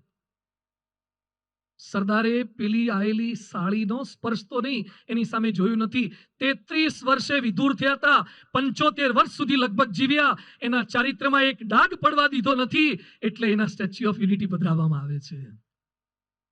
એટલે ભારત વર્ષનું એ ગૌરવ છે. મહંત સ્વામી મહારાજ BSc એગ્રી થયેલા છે, બહુ જ ઓછું બોલે છે. તમે વાક્યમાં પૂછો ત્યારે શબ્દમાં જવાબ આપે, અને શબ્દમાં પૂછો તો ખાલી સ્માઈલ આપે, બહુ બોલતા નથી. અમારા જેવા 1200 સંતો ખાલી પૂજા પછી, મહંત સ્વામી મહારાજ પૂજા પછી એક એકને વ્યક્તિગત જે મળે છે, એમના દર્શને દેશ વિદેશના મહાનુભાવ આવે. મહંત સ્વામી મહારાજની દ્રષ્ટિ ઝીલવા માટે લાખોપતિ કરોડપતિ લોકો તલપાપડ હોય છે. અને મહંત સ્વામી મહારાજની એકવાર નજર પડે ને, કોઈ કથા કરીને થાકી જાય, લેખ લખીને થાકી જાય, પ્રવચન કરીને આર્ટિકલ છાપીને થાકી જાય, અને જે પરિવર્તન ના થાય એ મહંત સ્વામી મહારાજની એક દ્રષ્ટિ પડે ને પરિવર્તન થાય છે. કારણ કે એમનું પવિત્ર જીવન છે, એ પવિત્રતા છે, પવિત્રતાની એ છાપ છે. એક સ્પર્શ કરી શકે છે, કામ આ કરી શકે છે. એટલે આપણે પણ આ પવિત્રતાની દિશામાં જવાનું છે. અને ચોથો મુદ્દો છે પ્રતિબદ્ધતા. Work with positivity. પોઝિટિવિટી સાથે આપણે કામ કરવાનું છે. ચાઇનાનો પ્રસંગ સાંભળો. ચાઇના વાળા આપણા કરતા હાઈટમાં નાના બુચિયા છે, બધા પણ કામ ખરું કરે છે. જે ફિલ્ડમાં પડે ને પાર પાડે છે. બધા જે વસ્તુ હાથમાં લે. અત્યાર સુધી ઓલિમ્પિકમાં મેક્સિમમ મેડલ લોકો લાવતા હતા, પણ બાસ્કેટબોલમાં મેડલ નહોતા આવતા. કેમ નહોતા આવતા બોલો તો? કારણ કે હાઈટમાં ઓછા. બાસ્કેટબોલમાં તો ઊંચા થઈને કૂદકા મારવાનો માઇકલ જોર્ડનની જેમ, એટલે એ તો ફાવે નહીં. ચાઇના વાળા કે બધી ગેમમાં જો આપણા નંબર આવતા હોય તો બાસ્કેટબોલમાં કેમ નહીં? એટલે ચાઇના વાળાએ સંશોધન કર્યું કે આખા ચાઇનામાં ઊંચી હાઈટ વાળા છોકરા કેટલા ને છોકરીઓ કેટલી. એટલે ઊંચા છોકરા હોદ્યા, ઊંચી છોકરીઓ હોતી, એને બાસ્કેટબોલની તાલીમ આપી, એના લગ્ન કરાવડાવ્યા, એમાંથી ઊંચા છોકરા જન્મ્યા, એના પાછા બાસ્કેટબોલની તાલીમ આપી, અને ઓલિમ્પિકમાં બાસ્કેટબોલના મેડલ લાવતા થઈ ગયા. શું ચાઇના વાળા ઊંડા ઉતરે છે. જે તમે કામ હાથમાં લો થઈ શકે. ગાંધીજી કહેતા કાગડા કૂતરાના મોતે મરીશ, પણ સ્વરાજ્ય લીધા વિના પાછો નહીં ફરું. પોઝિટિવ રહીએ, કોઈ પણ પરિસ્થિતિમાં પોઝિટિવ રહીએ, કામ થઈ શકે છે. હિમાચલના શિમલાના દરોગડામાં માધ્યમિક શિક્ષક વિરેન્દ્ર કુમાર, એક શિક્ષક, એણે કોરોનામાં સંકલ્પ કર્યો કે મારે 80,000 વિદ્યાર્થીના અક્ષર સુધારવા છે. તો લોકડાઉનમાં ઓનલાઈન અક્ષર સુધારવાનો પ્રયત્ન કર્યો. એક શિક્ષક ધારે તો કયા લેવલ સુધી પહોંચાડી શકે છે. થઈ શકે. પોઝિટિવ રહીએ. પ્રમુખ સ્વામી મહારાજ જેમણે અક્ષરધામ કર્યું, અને તમને જણાવતા આનંદ થાય છે કે અબુધાબીમાં, દુબઈમાં, મુસલમાનના દેશમાં 28 એકરમાં હિન્દુનું મંદિર પ્રમુખ સ્વામી મહારાજના સંકલ્પથી થઈ રહ્યું છે. અરે થાય. અને હમણાં સાઉદી અરેબિયામાં અમારા પૂજ્ય બ્રહ્મવિહારી સ્વામી અને સંતો ત્યાં જઈએ, જે સાઉદી કન્ટ્રીમાં ભગવા કપડાને પ્રવેશ નહોતો, એ સાઉદી કન્ટ્રીમાં ભગવા કપડાવાળા પહેલા પ્રવેશ્યા હોય તો BAPS ના પ્રમુખ સ્વામી મહારાજના સંતોએ પ્રવેશ કર્યો. હિન્દુત્વનો પ્રવેશ ત્યાં થયો છે. અને ત્યાંના દેશો, મુસ્લિમ દેશો એ અત્યારે પ્રાર્થના કરી રહ્યા છે કે ભવિષ્યમાં અમે તમે કહો ત્યાં એટલી જમીન આપીએ, પણ હિન્દુત્વનું મંદિર અહીંયા કરો. પોઝિટિવિટી. આપણે પણ આજે થોડોક સંકલ્પ કરવો છે. જો અહીંયા બેઠેલા બધા જ ભારતવાસી ધારે તો ₹1 બરાબર $100 થાય. શું થાય? શું થાય? ₹1 બરાબર, અત્યારે $1 બરાબર કેટલા રૂપિયા છે? 70 કે 75? 70-75 રૂપિયા હશે. જો ભારતવાસી સંકલ્પ કરે ₹1 બરાબર $100 થાય, વિશ્વની શ્રેષ્ઠ યુનિવર્સિટી ભારતની હોય, ભારતની બનાવેલી ગાડીઓ વિદેશમાં ફરતી હોય, આપણા ધંધા માટે ચાઇના વાળા ભારતમાં આવતા હોય અને આપણી વસ્તુઓ ત્યાં એક્સપોર્ટ થતી હોય, ઓલિમ્પિકમાં મેક્સિમમ મેડલો ભારતને મળતા હોય, વિદેશીઓ ભારતવાસી સાથે બિઝનેસ શીખવા માટે ગુજરાતી શીખતા હોય, અને ધોળિયાઓ રોટલાને ઓળા ખાતા હોય, એ ખીચડી ખાતા હોય, એ દાળ ઢોકળી ખાતા હોય, અને અમેરિકાના વડાપ્રધાનો ભારતનો બનાવેલો મોબાઈલ વાપરતા હોય, અમેરિકા, ફ્રાન્સ, ચાઇના એ લોકો ભારતના બનાવેલા ટેકનોલોજી મિસાઇલ પ્લેન વાપરતા હોય. આ થાય જો આપણે ધારીએ તો, હકારાત્મક બનીએ તો થાય. ભારત સારો હતો ને ભારતને સારો બનાવવાની જવાબદારી આપણા બધાની છે. એ આપણે કરી જ શકીએ તો હમ ચલે તો હિન્દુસ્તાન ચલે. આપણે કરવું જ છે. અને 5મો મુદ્દો છે અસ્મિતા. Work with spirit. Mikhail Gorbachev રશિયાના થઈ ગયા. એને પોતાની આત્મકથામાં લખ્યું છે, યુરોપમાં ભણતો હતો ત્યારે 2 જાપાનીઝ છાત્રો ભણતા હતા. બીજા વિશ્વ યુદ્ધ પછી જાપાન સાવ ખલાસ થઈ ગયું હતું, મંદી હતી. એમાં જાપાની છાત્ર નોટ લખવા માટે વારા પાડતા હતા. એક જણો લખે અને બીજો પેન્સિલની અણી કાઢે, કારણ કે જાપાની પેન્સિલની અણી ઘડીએ ઘડીએ તૂટી જતી હતી. એટલે બીજાએ કીધું છાત્રે કે તમે યુકેની પેન્સિલ વાપરો ને, એની અણી તૂટતી નથી. એટલે બંને જાપાની છાત્ર રડી પડ્યા અને બોલ્યા, અમે જ અમારા દેશમાં બનતી વસ્તુ નહીં વાપરીએ તો બીજું અમારી વસ્તુ કોણ વાપરશે? ભલે આજે અમે ક્વોલિટીમાં ફેલ ગયા છીએ, પણ એક દિવસ એવો આવશે કે આખું વિશ્વ જાપાનની વસ્તુઓ વાપરશે, અને વર્ષો સુધી આપણે જોયું કે મેડ ઇન જાપાન. આજે ગુજરાતમાં જે બુલેટ ટ્રેન આવવાની છે એનું એન્જિન ક્યાંથી આવવાનું છે? જાપાનથી આવવાનું છે. ખોબા જેવડો જાપાન અને ગુજરાત સરકારને બુલેટ ટ્રેન આપી શકે છે, એની અસ્મિતા છે. અસ્મિતા સાથે કામ કરવાનું છે. સુભાષચંદ્ર બોઝ ICS ની પરીક્ષા આપતા હતા, અને પરીક્ષા આપતી વખતે પરીક્ષામાં એક સેન્ટેન્સ લખ્યું હતું, Indian soldiers are generally dishonest. ભારતીય સૈનિકો મોટે ભાગે અપ્રામાણિક હોય છે. એનું બંગાળીમાં ભાષાંતર કરવાનું હતું. Indian soldiers are generally dishonest. ભારતીય સૈનિકો મોટે ભાગે અપ્રામાણિક હોય છે. એટલે સુભાષચંદ્ર બોઝ બોલ્યા કે આ વાક્ય ખોટું છે, બદલી નાખો. એટલે સર કે ના બદલાય. એ કે બદલી નાખો, આના બદલે બીજું આપો મને. એટલે પેલા એ કીધું, કાં તો લંડન થી પેપર આવે છે ICS નું, done is done, it can be undone. If you go to London ફેરફાર નહીં થાય.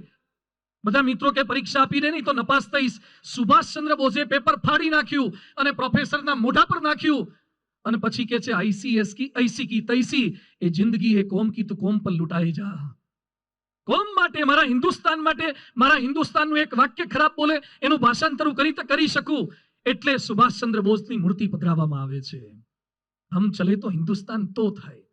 ધ્યાનચંદ, જેનું નામ સાંભળ્યું હશે, ધ્યાનચંદ હોકીના ખેલાડી, 1936માં બર્લિનમાં ઓલિમ્પિક હતી, અને ધ્યાનચંદ એટલી સારી હોકી રમતા હતા, હિટલર રાજી થઈ ગયા, જર્મનીના હિટલર રાજી થઈ ગયા. એને સરકારી પોસ્ટ પર રાખવાની વાત કરી, લશ્કરમાં સારા પગારની ઓફર કરી. એ સમયે ભારતનો હોકીનો ખેલાડી ધ્યાનચંદ બોલ્યો કે ભારતમાં હોકી રમતા શીખ્યો છું, અને જીવીશ ત્યાં સુધી મારા ભારત દેશ માટે હોકી રમીશ, હું જર્મની માટે હોકી નહીં રમું. હમ ચલે તો હિન્દુસ્તાન ચલે. આ ભાવના સાથે ભારત દેશ ક્રિકેટમાં જીતે, પણ ભારતની જીત ખાલી ભારતની ક્રિકેટમાં જીત થાય એટલે ધજા લઈને નીકળી પડવું છે, ગાડી ઉપર ઢોલ નગારા વગાડવા છે, ડીજે વગાડવી છે, એ ખાલી જીત નથી. અસ્મિતા હોય તો ભારતનું ખરાબ બોલશો નહીં, લખશો નહીં, વાંચશો નહીં, સાંભળશો નહીં. એના માટે આપણે કટિબદ્ધ થવું પડશે. અને 6થો મુદ્દો છે એકતા. Work with unity. એકતા સાથે કામ કરવાનું છે. 34 કરોડની વસ્તી વાળો દેશ, અને ખાલી 50,000 અંગ્રેજોનો ગુલામ થઈ જાય. 50,000 અંગ્રેજો આપણને ગુલામ બની જાય? નથી લાગતું કે આપણામાં કંઈક ખામી હતી? પ્લાસીના યુદ્ધની અંદર રોબર્ટ ક્લાઇવે મિર્જાફરને અને યાર લતીફને ફોડી દીધા અને આખું યુદ્ધ આપણે હારી ગયા. હવે રોબર્ટ ક્લાઇવે એક શબ્દો લખ્યા છે, ધ્યાનથી સાંભળજો. બધા જ ભારતીયોને લખ્યું છે, અમારા વિજય સરઘસ ઉપર ખાલી નગરજનોએ પથ્થર માર્યો કર્યો હોત તો અમે 3,000 અંગ્રેજ સૈનિક મરી જાત, પણ રાજાના સેનાપતિથી માંડીને નગરના એક માણસ સુધી ભારતમાં ક્યાંય એકતા જોવા મળી નહીં. 200 વર્ષની ગુલામીનું કારણ આપણો કુસંપ હતો, એને કારણે ભારત ગુલામ થયો છે. वो कालखंड हम याद करे जब बटे हुए थे जाति में, पराधीन या देश हुआ वह घाव मिला था छाती में. हिंदू विघटन के कारण ही परतंत्र रहे हम सदियों तक, अगर अभी न हम चेते फिर करो तैयारी जन्मों तक. देश तुम्हारे हाथों में, निज भाग्य तुम्हारे हाथों में, अब देश की भावी पीढ़ी का निर्माण तुम्हारे हाथों में. हम लाखों वीर शहीदों का अपमान नहीं कर सकते, हो अपने सपनों का भारत संकल्प तो हम कर सकते हैं, संकल्प कर सकते हैं. બધાને વિનંતી છે કે આપણે બધાએ ભેગા થઈને જીવવાનું છે. 1982માં કેનેડાનો એક સાયકલ ચાલક અમદાવાદ આવ્યો અને એને સંતોને, બીએપીએસના સંતોને વાત કરી હતી કે સ્વામીજી, હું એકવાર ટ્રેનમાં બેઠો હતો અને ટ્રેનમાં મારી સામેના ડબ્બામાં ગુજરાતી માણસો, ભારતીય માણસો બેઠા હતા. એમાં એની પાસે 2 જ કેળા હતા અને 4 છોકરા હતા. 2 જ કેળા ને 4 છોકરા, એમાંથી એને અડધું કેળું મને આપ્યું. કેનેડાનો સાયકલ ચાલક બોલે છે કે સ્વામીજી, 4 છોકરા, 2 કેળા, એમાંથી અડધું કેળું મને આપ્યું. આ ઘટના ભારતવાસીને હું ક્યારે ભૂલી નહીં શકું અને મેં ભગવાનને પ્રાર્થના કરી છે કે ભારત મોડર્ન ક્યારે નહીં થાય, નહીં તો ભારત પોતાની સંસ્કૃતિ ભૂલી જશે. ભારતને મોડર્ન નથી બનાવવું, આ સહકારની ભાવના મરી જશે. આજે મારે કેટલીક રસપ્રદ વાત હવે કરવી છે, સાંભળજો. ભારતને મોડર્ન બનાવવો છે ને, કાલે મેં વાતો કરી હતી, અમેરિકા કરવો છે, ઇંગ્લેન્ડ કરવો છે, એને જાપાન જેવો બનાવી દેવો છે, એને સિંગાપુર જેવો બનાવી દેવો છે. એમાં પહેલો મુદ્દો હોય તો ઘરના રસોડા બંધ ના કરતા. જે ઘરમાં રસોડા બંધ થયા ને ત્યારે સમજવાનું કે દેશની સંસ્કૃતિ તૂટશે. અમેરિકાની અંદર 1980 ની અંદર અમેરિકન અર્થશાસ્ત્રીઓએ ચેતવણી આપી હતી કે રસોડા બંધ ન કરતા અને વૃદ્ધાશ્રમો ન ખોલતા. ઓલ્ડ હોમ, ઓલ્ડ હાઉસ અને જે રસોડા કર્યા છે ને, ઝોમેટો ને સ્વિગી ને આ બધી જે કંપનીઓ છે એ સમયે ત્યાં જે કંઈ કરી હશે રસોડા બંધ કરીને, અને ધીમે ધીમે હાલત બગડવા લાગી. રસોડું એ ખાલી રસોડું નથી, એ પરિવારને એક રાખનારું તત્વ છે. 1971માં અમેરિકામાં 71% ઘરમાં પતિ પત્ની બાળકો સાથે હતા. આજે 50 વર્ષ પછી ઘટીને 20% થઈ ગયા છે. 20% ઘરમાં જ પતિ પત્ની બાળકો સાથે રહે છે. હવે સાંભળજો અમેરિકાના આંકડા, આ લેટેસ્ટ આંકડા બોલી રહ્યો છું. અમેરિકામાં 15% મહિલાઓ સિંગલ પરિવારમાં રહે છે. 15% મહિલાઓ સિંગલ પરિવારમાં, 12% પુરુષો સિંગલ પરિવારમાં અને 19% ઘરમાં પપ્પા અથવા મમ્મી બેમાંથી એક રહે છે. 6% પરિવારમાં સ્ત્રી પુરુષ સાથે રહે છે. 6% પરિવારમાં આજે જન્મેલા તમામ બાળકોમાંથી 41% બાળકો અપરિણિત મહિલાના જન્મે છે. 41% બાળકો અપરિણિત મહિલાના જન્મે છે. એમાંથી અડધી તો શાળાએ જતી અપરિપક્વ છોકરીઓ છે, જેના બાળકો અમેરિકામાં હોય છે. આ બહુ ગંભીર આંકડો છે. 41% બાળકો અપરિણિત મહિલાના છે. આ ગડબડને કારણે અમેરિકામાં 50% લગ્ન પ્રથમ છૂટાછેડા થાય છે. 50% પ્રથમ છૂટાછેડા, બાકીના ફરતી કરે એમાં 67% બીજી વાર છૂટાછેડા અને 74% ત્રીજી વાર છૂટાછેડા. 50% પહેલી વાર છૂટાછેડા, બીજી વાર 67% અને ત્રીજી વાર 74% છૂટાછેડા થાય છે. આપણા દેશને આ ડિરેક્શનમાં લઈ જવો છે, છૂટાછેડા સુધી લઈ જવો છે. કેમ પ્રમાણ આપણા વધવા લાગ્યા છે? કેમ બહારનું ખાવાનું વધારે ગમતું થઈ ગયું છે? જાઓ, ફરવા જાઓ, પરિવારને સાથે લઈને જાઓ, પણ ઘરે પણ બનાવી શકો છો, એક રાખી શકો છો. આપણી સંસ્કૃતિ આપણને શીખવે છે. અને સંપેલા રહેજો. યુનાઇટ, રસોડા એક રાખશે, પરિવાર આપણને એક રાખશે તો આપણે સંપેલા રહીએ. ક્યારે કોઈના પર દોષારોપણ નહીં, રાજકીય એક થઈએ. આજે મારે થોડીક વાત એ પણ કરવી છે. ભારતમાં જેટલી પાર્ટીઓ છે ને, વિશ્વમાં લગભગ આટલી પાર્ટી ક્યાંય નથી. આટલા પક્ષો બરાબર છે, રાજકીય નેતૃત્વ ચલાવવું છે, પક્ષ હોવા જોઈએ. તમારા પક્ષના ચિહ્ન અલગ હોય, મને કોઈ તકલીફ નથી. તમારો પક્ષનો ઝંડો અલગ હોય, મને કોઈ તકલીફ નથી. તમારા પક્ષના માણસોને ખભામાં ખેસ પહેરાવો, ટોપી પહેરાવો, મને કોઈ તકલીફ નથી. તમારો એજન્ડા જુદો રાખો, કોઈ તકલીફ નથી. પણ દેશ પ્રેમ તો તમામ પાર્ટીનો એક હોવો જોઈએ અને દેશની વફાદારી તો એક હોવી જોઈએ. પાર્ટી ગમે તે હોય પણ દેશ તો આપણા બધાનો છે. એ ડિરેક્શનમાં આપણે લઈ જવું છે. રાષ્ટ્રહિત જેના દ્વારા થવાનું હોય એ ડિરેક્શનમાં આપણે આગળ વધવાનું છે. સામાજિક એકતા, દુઃખ સાથે કહેવું પડે છે કે જેમ જેમ વિજ્ઞાન આગળ વધે છે, શિક્ષણ આગળ વધે છે, કાસ્ટિઝમ એટલું વધી રહ્યું છે ને, આ ઊંચા, આ નીચા, આ મોટા, આ નાના, અરે ભૂલી જઈએ. આપણે બધા પરમાત્માના સંતાનો છીએ. રીત રિવાજ જુદા હોઈ શકે છે, ગોળ જુદા હોઈ શકે, જ્ઞાતિ જુદી હોઈ શકે છે. આપણા બધાના શરીરમાં કાણું પાડવામાં આવે તો લોહી બધાનું સેમ નીકળે છે. કેમ ભૂલી ગયા છીએ? અગ્નિ સંસ્કાર કરે ત્યારે રાખ બધાની સેમ નીકળે છે. તો કેમ ભૂલી ગયા છીએ? કોઈ જ મોટા નથી, કોઈ નાના નથી. અમારા ગુરુ મહંત સ્વામી મહારાજે સત્સંગ દીક્ષામાં લખ્યું છે, જાત્યા નૈવ મહાન કોપી. કોઈ જાતિ મહાન નથી, કોઈ જાતિ ન્યૂન નથી, બધા જ એક છીએ, બધા સાથે મળીને ચાલીએ. આજે વિશ્વના મોટા મોટા ધર્મમાં ક્રુસેડ થયા છે, ઝઘડા થાય છે. ભારતના લોહીમાં જ એટેક કરવાનો સ્વભાવ નથી. આપણા ત્યાં તો માતાજીમાં જતો હોય એ સોમનાથમાં પણ જાય, સોમનાથમાં જતો હોય દ્વારિકા પણ જાય, જે ઉમિયા માતા જતો હોય અંબે માતા જાય. આપણા ત્યાં તો શીખવાડ્યું છે કે મંદિર જુદા છે પણ ભગવાન એક છે, ભગવાન એક છે. આપણા ત્યાં શીખવાડ્યું છે દરેક ધર્મની ડિરેક્શન એક છે. એટલે કોઈ ધર્મના ભેદભાવ ન રાખતા, જ્ઞાતિના ભેદભાવ ન રાખતા, કાસ્ટિઝમના ભેદભાવ ન રાખીએ, બધા એક થઈને સાથે ચાલીએ તો આપણને કોઈ હટાવી નહીં શકે, કોઈ ડગાવી નહીં શકે.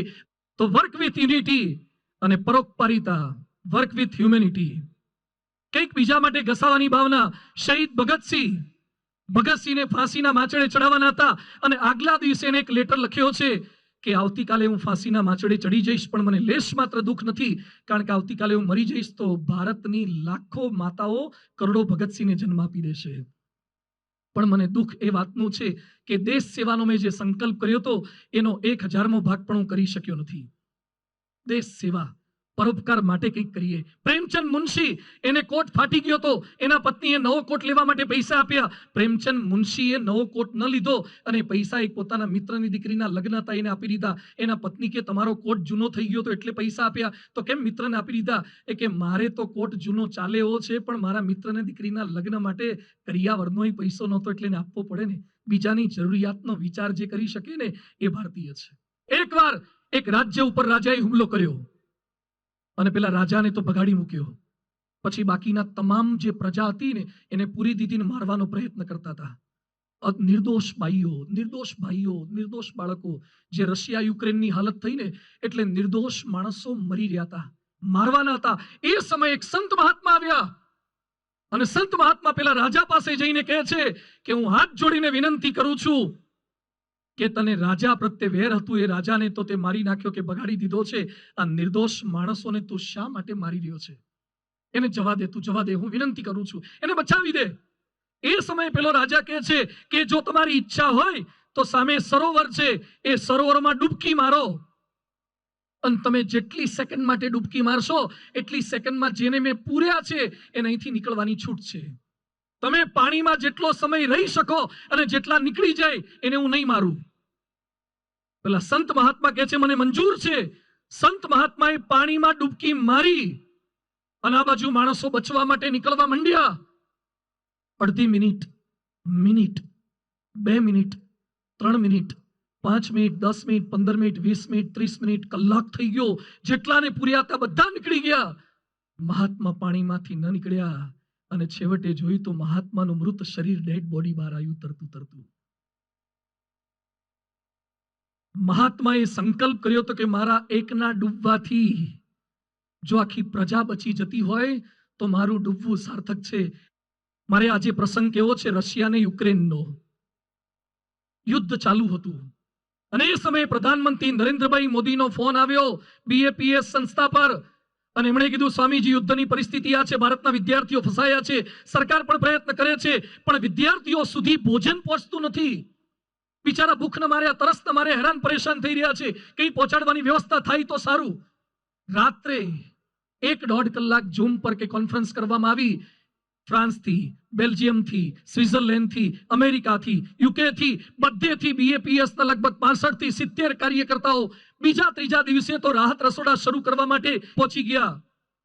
યુક્રેનમાં રહેલા ભારતીયોને જમાડવા માટે ત્યાં રસોડા લઈને ગયા. હવે સાંભળજો પ્રસંગ.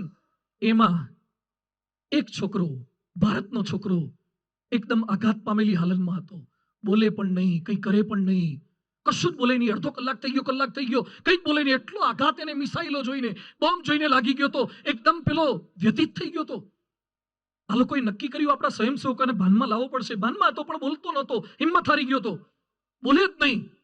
એટલે નર્સને બોલાવવામાં આવી, બાજુની હોસ્પિટલમાંથી 3 નર્સ આવી, એમણે બહુ પ્રયત્ન કર્યા, છતાં પણ છોકરો કંઈ બોલે નહીં. એટલે આ લોકોએ વાક્ય લખવાના પ્રયત્ન કર્યા કે આને કંઈક ઉકલે તો કંઈક કરીએ. કાર્યકર્તાઓ જે હાજર હતા એમણે ચિઠ્ઠીની અંદર કંઈક લખવાનો પ્રયત્ન કર્યો. લખ્યું માય નેમ અને પછી ખાલી રાખ્યું. તો બોલ્યો નરેન્દ્ર, માય નેમ નરેન્દ્ર. પછી લખ્યું, અડધો કલાક થયો પાછો, લખ્યું આઈ સ્ટેટ. તો લખ્યું એને વિશાખા, એટલે વિશાખા પટનમનો હતો, સાઉથ ઇન્ડિયાનો છોકરો હતો. અડધો કલાક પાછો થયો અને લખ્યું કે માય ફેવરિટ ડિશ ઇઝ, તો એને લખ્યું ઢોસા, એટલે ખબર પડી સાઉથ ઇન્ડિયન જ છે. પછી લખ્યું આપણા કાર્યકર્તાઓએ આઈ વોન્ટ ટુ બીકમ, તો એને લખ્યું પીડિયાટ્રિશિયન, મારે બાળકોના નિષ્ણાત ડોક્ટર બનવું છે. પણ આઘાત ભારે લાગી ગયેલો હતો, પરથી પાછો ચૂપ થઈ જાય, બોલે નહીં. એટલે આપણા કાર્યકર હતા કેયુર ભટ્ટ, એણે એની પત્નીને ફોન જોડ્યો કે ભારતનો એક નાગરિક આવ્યો છે, છોકરો હોનહાર પીડિયાટ્રિશિયન બનવા માંગે છે, પણ રશિયાના મિસાઇલ ને બોમ્બ સાંભળીને એટલો આઘાત લાગી ગયો છે, બોલવાની હિંમત નથી. એટલે આપણો 3 મહિનાનો છોકરો એ સૂતો છે, એને જગાડ અને બાળકને હસતો રમતો જોશે ને વિડીયો કોલ તું કર, તો આને કદાચ વાચા ફૂટે અને બોલતો થાય. આપણા BAPS ના કેયુર ભટ્ટે રાતના સમયે 2:30 વાગે પોતાની પત્નીને ફોન કર્યો કે દીકરાને, 3 મહિનાના દીકરાને જગાડતું. અને આ સમયે પેલો ભારતનો છોકરો કહે છે નહીં નહીં, હી સ્લીપિંગ, એને ના જગાડતા. 3 મહિનાનો છોકરો છે, એને જગાડતા નહીં. આ BAPS ના સ્વયંસેવકો છે, કોઈ અમારા મામા માસીના સગા નહોતા, કોઈ સ્વામિનારાયણના નહોતા, કોઈ ગુજરાતના નહોતા, છતાં પણ આખા ભારતવાસીને તમામને મદદ કરવી એ BAPS નો સંકલ્પ છે, એ BAPS ના સંસ્કારો છે. પ્રમુખ સ્વામી મહારાજે શીખવાડ્યું છે, in the Joy of others lies hour on, in the progress of others lies hour on. અને કલામ સાહેબ પણ કહેતા કે પ્રમુખ સ્વામી મહારાજમાંથી હું શીખ્યો છું. આ એ મોરબી રેલ રાહત હોય કે કચ્છની દુર્ઘટના હોય, કોઈ પણ પરિસ્થિતિમાં આ કાર્ય પરમ પૂજ્ય પ્રમુખ સ્વામી મહારાજ એમના સંતોએ કરેલું છે. તો આપણે પણ દેશ સેવા માટે છેલ્લે સંકલ્પ કરવાનો છે. જે શિક્ષક છો, થઈ શકો તો થોડાક ગરીબને ભણાવજો, ડોક્ટર છો સારવારમાં મદદ કરજો, વકીલ છો સાચી સલાહ આપજો, બિલ્ડર છો સારાને સારા મકાન થોડાક સસ્તા ભાવે પણ આપજો, ઉદ્યોગપતિ છો રોજગારી ઊભી કરો. તલાટીની 3537 જગ્યા માટે 25 લાખ એપ્લિકન્ટ છે, 3500 સીટ, અને એના માટે 25 લાખ. આ લોક રક્ષક દળનું હતું, પેલું પોલીસનું, હોમગાર્ડનું, અને એમાં દોડ કરતા હતા 5-5 કિલોમીટર. મારી પાસે કેટલા આયા? 12.5 લાખ એપ્લિકન્ટ, અને ખાલી 2-4 હજાર જગ્યા માટે. જેટલા ઉદ્યોગપતિ બધાને મારી વિનંતી છે, થોડી રોજીરોટી ઊભી કરો, આપણા માણસોને રોજીરોટી મળે એવો બિઝનેસ ચલાવો, તોય આપણે દેશ સેવા કરી ગણાશે. આપણે કરીએ એટલું નહીં, બીજાને પ્રેરણા આપીએ, બીજાને કરવા માટે આગળ વધારીએ છીએ. જે સેવા કરે છે એનું પાછા સન્માન કરો. મને યાદ આવે છે, અમેરિકાના એરપોર્ટ ઉપર સંતો બેઠા હતા અને અમેરિકન આર્મી ત્યાંથી પ્લેનમાં આવી, અફઘાનિસ્તાનમાં ક્યાંક ગયા હશે, પછી પ્લેન અમેરિકાના જવાનોનું ઉતર્યું, અને જેવા આર્મીના જવાનો આવ્યા અને એરપોર્ટ પર વેઇટિંગમાં બેઠેલા બધા જ અમેરિકનો ઊભા થઈ ગયા અને બધા આર્મીના જવાનોને સેલ્યુટ આપી. આજે આપણા દેશમાં આપણો જવાન નીકળે ત્યારે આપણે આદરભાવ સાથે જોઈ શકીએ છીએ. આ ભારતીયતા છે. જે દેશ માટે કંઈક કરે છે ને સન્માન ના આપી શકીએ. દેશ માટે આ સંતો આટલું કરે છે. અરે 1 મહિનામાં અમે 5 તો નિર્જળા ઉપવાસ કરીએ છીએ. આજીવન સ્ત્રીનો ત્યાગ છે, આજીવન ધનનો ત્યાગ છે. આ કોરોનાની અંદર BAPS સંસ્થાએ હોસ્પિટલો શરૂ કરી, કોરોનામાં ઓક્સિજનના બાટલા શરૂ કરી દીધા લોકોને આપવાના. અરે ગુજરાતમાં ઓક્સિજન નહોતું મળતું તો દુબઈથી અમારા પૂજ્ય બ્રહ્મવિહારી સ્વામી અને સંતોએ ઓક્સિજનના કન્ટેનરો મોકલાયા, અને સિવિલ હોસ્પિટલમાં ઓક્સિજનના કન્ટેનર મોકલાયા છે. એ કોઈ અમારા સમાજના કે સગાવાલા નહોતા થતા, છતાં આટલો પ્રયત્ન કર્યો છે. આવા સંતો રોડ પર નીકળે તો એને પગે લાગવું, એને આદર આપવો, એ સંસ્કાર આપણામાં ના હોય તો આપણે હિન્દુની ઓલાદ જ નથી, હિન્દુના સંતાન નથી. જે દેશ માટે આટલું કરે છે એના માટે આપણે કંઈક ઘસાઈ શકીએ, સમર્પણ કરી શકીએ, તો એ પરોપકારિતા, પરોપકાર કરો, અને જે પરોપકાર કરે છે એનું સન્માન કરો, એને આદર આપો, એને સત્કાર આપો. અને છેલ્લો મુદ્દો છે પરમાર્થતા, વર્ક વિથ ડિવોશન. ભગવાનને સાથે રાખીને કામ કરજો, ભગવાનને હર હંમેશ સાથે રાખો. જવાહરલાલ નહેરુએ જેલમાંથી એની 13 વર્ષની ઇન્દિરાને એક લેટર લખ્યો, ધ્યાનથી સાંભળજો. જવાહરલાલ નહેરુનો પત્ર. જવાહરલાલ નહેરુએ ઇન્દિરા ગાંધી 13 વર્ષના હતા ત્યારે લેટર લખ્યો હતો. એમાં ભારતનો ઇતિહાસ વર્ણવ્યો, પછી લખ્યું અકબરના જમાનામાં, શબ્દો पे ध्यान दीजिए, અકબરના જમાનામાં સંત તુલસીદાસ થઈ ગયા. આ લેટર જોયો એટલે વિનોબા ભાવે કહ્યું કે નહેરુ સાહેબ આ ખોટું છે, ફેરફાર કરો. કે સંત તુલસીદાસના જમાનામાં અકબર થઈ ગયા, અકબરના જમાનામાં તુલસીદાસ થઈ ગયા એમ નહીં, ફેરફાર કરો. સંત તુલસીદાસના જમાનામાં અકબર થઈ ગયા, કારણ કે અકબરનો જમાનો તો પૂરો થઈ જશે પણ તુલસીદાસનો જમાનો ક્યારે પૂરો નહીં થાય. હિન્દુત્વ એટલે આ છે, જે સંતોની સંસ્કૃતિ છે, મંદિરોની સંસ્કૃતિ છે, શાસ્ત્રોની સંસ્કૃતિ છે, એ ક્યારે પૂરી નહીં થાય. તો ધર્મ તરફ પાછા વળવાનું છે. અમેરિકાની કરન્સીમાં લખ્યું છે ઇન ગોડ વી ટ્રસ્ટ, અમે ભગવાનમાં માનીએ છીએ. કલામ સાહેબ SLV3 છોડ્યું, નિષ્ફળ ગયા અને ફરથી છોડવાનો પ્રયત્ન કર્યો ત્યારે કલામ સાહેબ બોલ્યા કર્મણ્યવાધિકારસ્તે માં ફલેશુ કદાચન. કલામ સાહેબ મુસલમાન હતા તોય રોજ અડધો કલાક ભગવદ ગીતા વાંચતા. અને આપણે હિન્દુને પૂછીએ કે do you know about Gita? Yeah very well, she is my neighbour. Gita મારી બાજુમાં રહેલા, તારી એ ગીતાની વાત નથી. ભગવદ ગીતા વાંચતો ખરો, ભગવદ ગીતા વિશે ખબર નથી આપણને. રામાયણમાં કેટલા પાત્રો છે ખબર નથી આપણને. બોલીવુડના હીરો હિરોઈનની ખબર છે આપણને, વેબ સિરીઝોની ખબર છે. થોડો શાસ્ત્રોનો અભ્યાસ તો રાખો, કઈ જ આપણને ખબર નથી હોતી. તો ધર્મ એટલે જરૂરી છે. ચંદ્રયાન 980 કરોડનો ખર્ચો કર્યો ચંદ્રયાન 2 પાછળ, અને નરેન્દ્ર મોદી એનું લેન્ડિંગ જોવા માટે બેઠા હતા, એ નિષ્ફળ ગયું. શિવન સાહેબ રડી પડ્યા. નરેન્દ્ર મોદીએ ખભા ઉપર માથું મૂકીને પીઠ થાબડી, 980 કરોડ હવામાં જતા રહ્યા. અને દુઃખ થાય જ ને. આપણે દિવાળીમાં પેલું રોકેટ લાવીએ છીએ 2-5 રૂપિયાનું, અને એમાં પેલી કાચની બોટલમાં રેતી ભરીને ઊભું રાખ્યું હોય, અને 2-5 વાર આમાં હળગાવા જાય, અને એમાંય પાછું આગુ પાછું જાય, પાછું હાથીકડું ક્યાં પડ્યું ત્યાં સુધી જોવે, અને એમાંય જો આગુ પાછું રોકેટ ફાટે કે 2-5 રૂપિયાનું રોકેટ ફેલ ગયું. આ 980 કરોડનું રોકેટ ફેલ ગયું. આવડત ઓછી હતી, બુદ્ધિ ઓછી હતી, આયોજન ઓછું હતું, પ્લાનિંગ ઓછું હતું. યાદ રાખો, sometime God says that who is the boss. તમારી ઉપર પણ એક સત્તા છે. એટલે કલામ સાહેબ ને પ્રમુખ સ્વામી મહારાજે ભગવાનમાં શ્રદ્ધા નામનો મુદ્દો એડ કરાવડાવ્યો છે. ભગવાનમાં માનો, પૂર્ણ શ્રદ્ધા રાખો. અહીંયા બેઠેલા બધાને મારી વિનંતી છે કે ભગવાનમાં અતૂટ શ્રદ્ધા આપણે રાખવાની છે. એક દિવ્ય શક્તિ છે જે આપણને ચલાવે છે, એક દિવ્ય શક્તિ છે આપણો સંચાર કરે છે. એના પર પૂર્ણ વિશ્વાસ રાખો. એ કામ કરે જ છે, થઈ શકે છે. એકવાર એક વટે માર્ગુ રણની અંદર ભૂલો પડ્યો, રણમાંથી પસાર થતો હતો અને તરસ ખૂબ લાગી, ખૂબ તરસ લાગી. પાણી ક્યાંય મળે નહીં, બહુ જ પ્રયત્ન કર્યો, ક્યાંય પાણી ન મળ્યું. હવે મરી જાય પરિસ્થિતિ હતી. ત્યાં એક ઝૂંપડી દેખાઈ, એટલે ઘસડાતો ઘસડાતો ઝૂંપડી પાસે ગયો. ઝૂંપડીમાં કશું જ નહીં, પણ ઝૂંપડીથી દૂર એક હેન્ડપંપ હતો. હેન્ડપંપ જોયો એટલે એને આશા ફૂટી નીકળી કે પાણી નથી, પણ હેન્ડપંપ તો મળી ગયો. રણ મેદાનમાં હેન્ડપંપ મળ્યો એટલે હેન્ડપંપ ચલાવવાનો થાકી ગયેલો હતો, બહુ જ લોથપોથ થઈ ગયેલો હતો, એનર્જી બિલકુલ નહોતી. છતાં હેન્ડપંપને 4-5 વખત પંપ માર્યા, બિલકુલ પાણી ન નીકળ્યું. પાછો નાસીપાસ થઈ નીચે બેસી ગયો, અને ત્યાં ખૂણામાં, ઝૂંપડીમાં ખૂણામાં એક બોટલમાં પાણી ભરેલું જોયું. એટલો આશાનો ચમકારો થઈ ગયો, ખુશ થઈ ગયો, અને પાણીની બોટલ લઈને પીવા જતો હતો. ત્યાં નીચે એક ચિઠ્ઠી લખી હતી. ચિઠ્ઠીમાં લખ્યું હતું કે પંપમાંથી પાણી કાઢતા પહેલા આ બોટલનું પાણી એમાં નાખજો. પંપમાંથી પાણી કાઢતા પહેલા આ બોટલનું પાણી એમાં નાખજો તો પાણી નીકળશે. અને પાણી પી લીધા પછી નવું પાણી જે આવ્યું એ બોટલ ભરીને જજો, જેથી બીજાને કામ લાગે. આ માણસ છેલ્લા કેટલાય કલાકોથી પાણી વગર હતો. પંપને 2-3 વાર પ્રયત્ન કર્યો, છતાં પાણી નીકળ્યું નથી. બોટલમાં પાણી, એની તરસ છીપે એટલું પાણી છે. એના મનમાં વિચાર આવ્યો કે ચિઠ્ઠીમાં ભલે લખ્યું પણ પી લેવાય, નક્કી નહીં.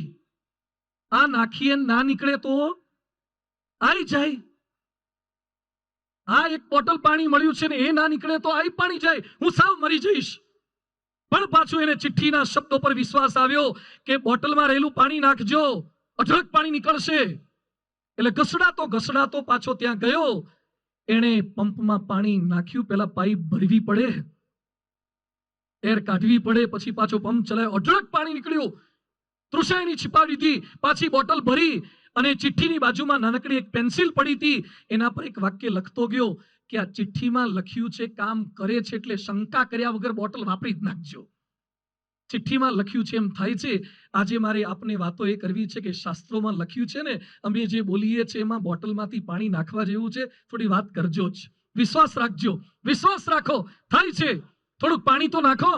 અને કેટલાકે નાખ્યું, સેવા સ્વરૂપે નાખ્યું, સમર્પણ સ્વરૂપે નાખ્યું, સમય સ્વરૂપે નાખ્યું છે. ભગવાનમાં પૂર્ણ શ્રદ્ધા, વિશ્વાસ રાખીને પ્રયત્ન કરવાનો છે, કામ કરે. એકવાર આ લંકાનો સેતુ બનતો હતો, અને એ સમયે વાનરો બધા રામ નામ લખી લખીને પથરા નાખે અને રામ નામના પથરા તરે. અને આ બાજુ લંકાની અંદર લંકાના બધા માણસો ભેગા થઈ ગયા અને પછી શોર બકોર થવા માંડ્યો. રાવણને ખબર પડી કે આપણી પ્રજા બધી ભેગી થઈ ગઈ છે ને કંઈક તકલીફ થઈ છે. એટલે રાવણે સેનાપતિને પૂછ્યું કે શું તકલીફ થઈ છે. એ કે બધા ભેગા થઈને વાતો એમ કરે છે કે રામના નામે પથરા તરે તો મારો રાવણ તો 10 માથાવાળો છે, શક્તિશાળી છે, સોનાની લંકા છે, તો રાવણના નામે પથરા તરે કે નહીં, તરવા જોઈએ. એટલે બધા લોકો યુનિયન કરીને બેઠા છે. એટલે તમારે બહાર નીકળવું પડશે. રાવણ કે આવું રિસ્ક ના લેવાય, આપણા નામે છે ને પથરા તરે. એ કે નાના જહાપના તો આંતરવિગ્રહ થઈ જશે અને ગૃહ યુદ્ધ ફાટી નીકળે એવી સ્થિતિ છે. સામેવાળાને તો પછી આપણે મારીશું, પેલા આપણા વાળા જ આપણા પર હુમલો કરી દેશે. રામ નામે પથરા તરે તો રાવણ તો આટલો શક્તિશાળી છે, પથરા તરે કે નહીં. રાવણ કે સારું, જાહેરાત કરી દો, આપણે સમુદ્ર તટ પર આવીશું, પથરો રેડી રાખજો અને આપણે પણ નાખીશું. આખી લંકાના માણસો ભેગા થઈ ગયા, ઝીટીવી વાળા, એટીએન વાળા, સ્ટાર પ્લસ વાળા, ચેનલ વાળા ભેગા થઈ ગયા. બધા જ રાવણ આવ્યા, બધા જોતા હતા. જય જયકાર કરવો તો તાળી પાડવી હતી. રાવણે પથરો હાથમાં લીધો, થોડીક વાર આકાશમાં આમ રાખ્યો, આંખો બંધ કરી અને પછી જેવો પથરો નાખ્યો અને તર્યો હારો. રાવણે નાખેલો પથરો તર્યો અને પછી તો બધે છાપામાં, હાનના છાપામાં, હવારના છાપામાં, બ્રેકિંગ ન્યૂઝમાં આજ કે રાવણનો નાખેલો પથરો તર્યો. અને રાવણ પાછા આયા. રાવણનો પણ આમ રૂવાબ સમાતો નહોતો. અને પછી જેવા એ પોતાની મંદોદરીને મળવા માટે ગયા, મંદોદરી કે આ બધું શું માંડ્યું છે. એ કે તને ખબર પડી કે હા, કે વાયરલ થઈ ગયું. એ કે પથરા તરે. એ કે આટલા વર્ષથી હું તમારી ભેગી છું, તમે જેને અડો ને એ ડૂબે, તમે જેને અડો એ ડૂબે. હવે મને રહસ્યની વાત કહો કે આ પથરો તર્યો કેમનો. અને એ સમયે રાવણ કે છે, મંદોદરી તું તો મારી ધર્મપત્ની છે એટલે વાત કરું છું કે આ બધાએ કીધું એટલે હું પથરો નાખવા ગયો. પણ જેવો મેં પથરો હાથમાં લીધો, મને પણ બીક લાગતી હતી, પણ મેં પથરો હાથમાં લીધા પછી કીધું કે હે પથ્થર, જો તું ન તરે તો તને રામના સોગંદ છે, રામના સોગંદ છે. ભગવાનના મેં સમ આપ્યા. વિરોધીને પણ ભગવાનમાં વિશ્વાસ રાખવો પડે. એ આપણો રામ છે, એ આપણા કૃષ્ણ છે, એ આપણા સ્વામિનારાયણ ભગવાન છે. એટલે ભગવાનમાં પૂર્ણ શ્રદ્ધા રાખવાની છે, પૂર્ણ વિશ્વાસ રાખવાનો છે. અને આપણે બધા જ ભેગા થઈએ. અને ખરેખર આનંદના સમાચાર એ છે કે આવનારા વર્ષોમાં આપણે બધા હિન્દુ ભેગા થઈને રામ મંદિરનું નિર્માણ કરી રહ્યા છીએ. જો હિન્દુ એક થાય, આપણે કોઈ ધર્મ ખરાબ છે એવું બોલતા નથી, બધા જ પોતાના ધર્મમાં સારા છે. કોઈને મારવા હિન્દુ ધર્મ શીખવાડતો નથી, આપણી સંસ્કૃતિ નથી. પણ આપણી લીટી લાંબી કરવી એ તો આપણો હિન્દુત્વ શીખવાડે જ છે. આપણે કોઈની લીટી ભૂસવી નથી, પણ આપણી લીટી લાંબી તો કરો. આપણે હિન્દુ ભૂલી ગયા, આપણા સંસ્કારો ભૂલી ગયા, આપણી ભાવના ભૂલી ગયા. હું એક જગ્યાએ મહાપૂજા કરવા ગયો હતો. મહાપૂજા પૂરી થયા પછી પેંડાનો પ્રસાદ હતો. મેં પેંડા લઈને છોકરાઓને બધાને આપ્યા. એક છોકરો નાનકડો સરસ દેખાતો હતો. મેં કીધું એના મોઢામાં પેંડો આપું. મોઢામાં આપવા ગયો. એ કે સ્વામીજી હાથમાં પેંડો આપો ને. તું કેમ બેટા હાથમાં પેંડો કે છે. એ કે મારાથી નહીં ખવાય. મેં કેમ નહીં ખવાય. મને કે મારે રોઝા ચાલે છે, રમઝાન રહ્યો છું, હું પેંડો નહીં ખાઈ શકું. 8 વર્ષનો છોકરો રમઝાન રે અને આપણા ત્યાં 80 વર્ષના બાબાની એકાદશી શું છે ખબર નથી. એ કે અમારા કેલેન્ડરમાં 11 ન આવે. તારા કેલેન્ડરમાં 11 આવતી નથી. આપણા કેલેન્ડરમાંથી 11 કેમ નીકળી ગઈ? કેમ શનિવાર નીકળી ગયા?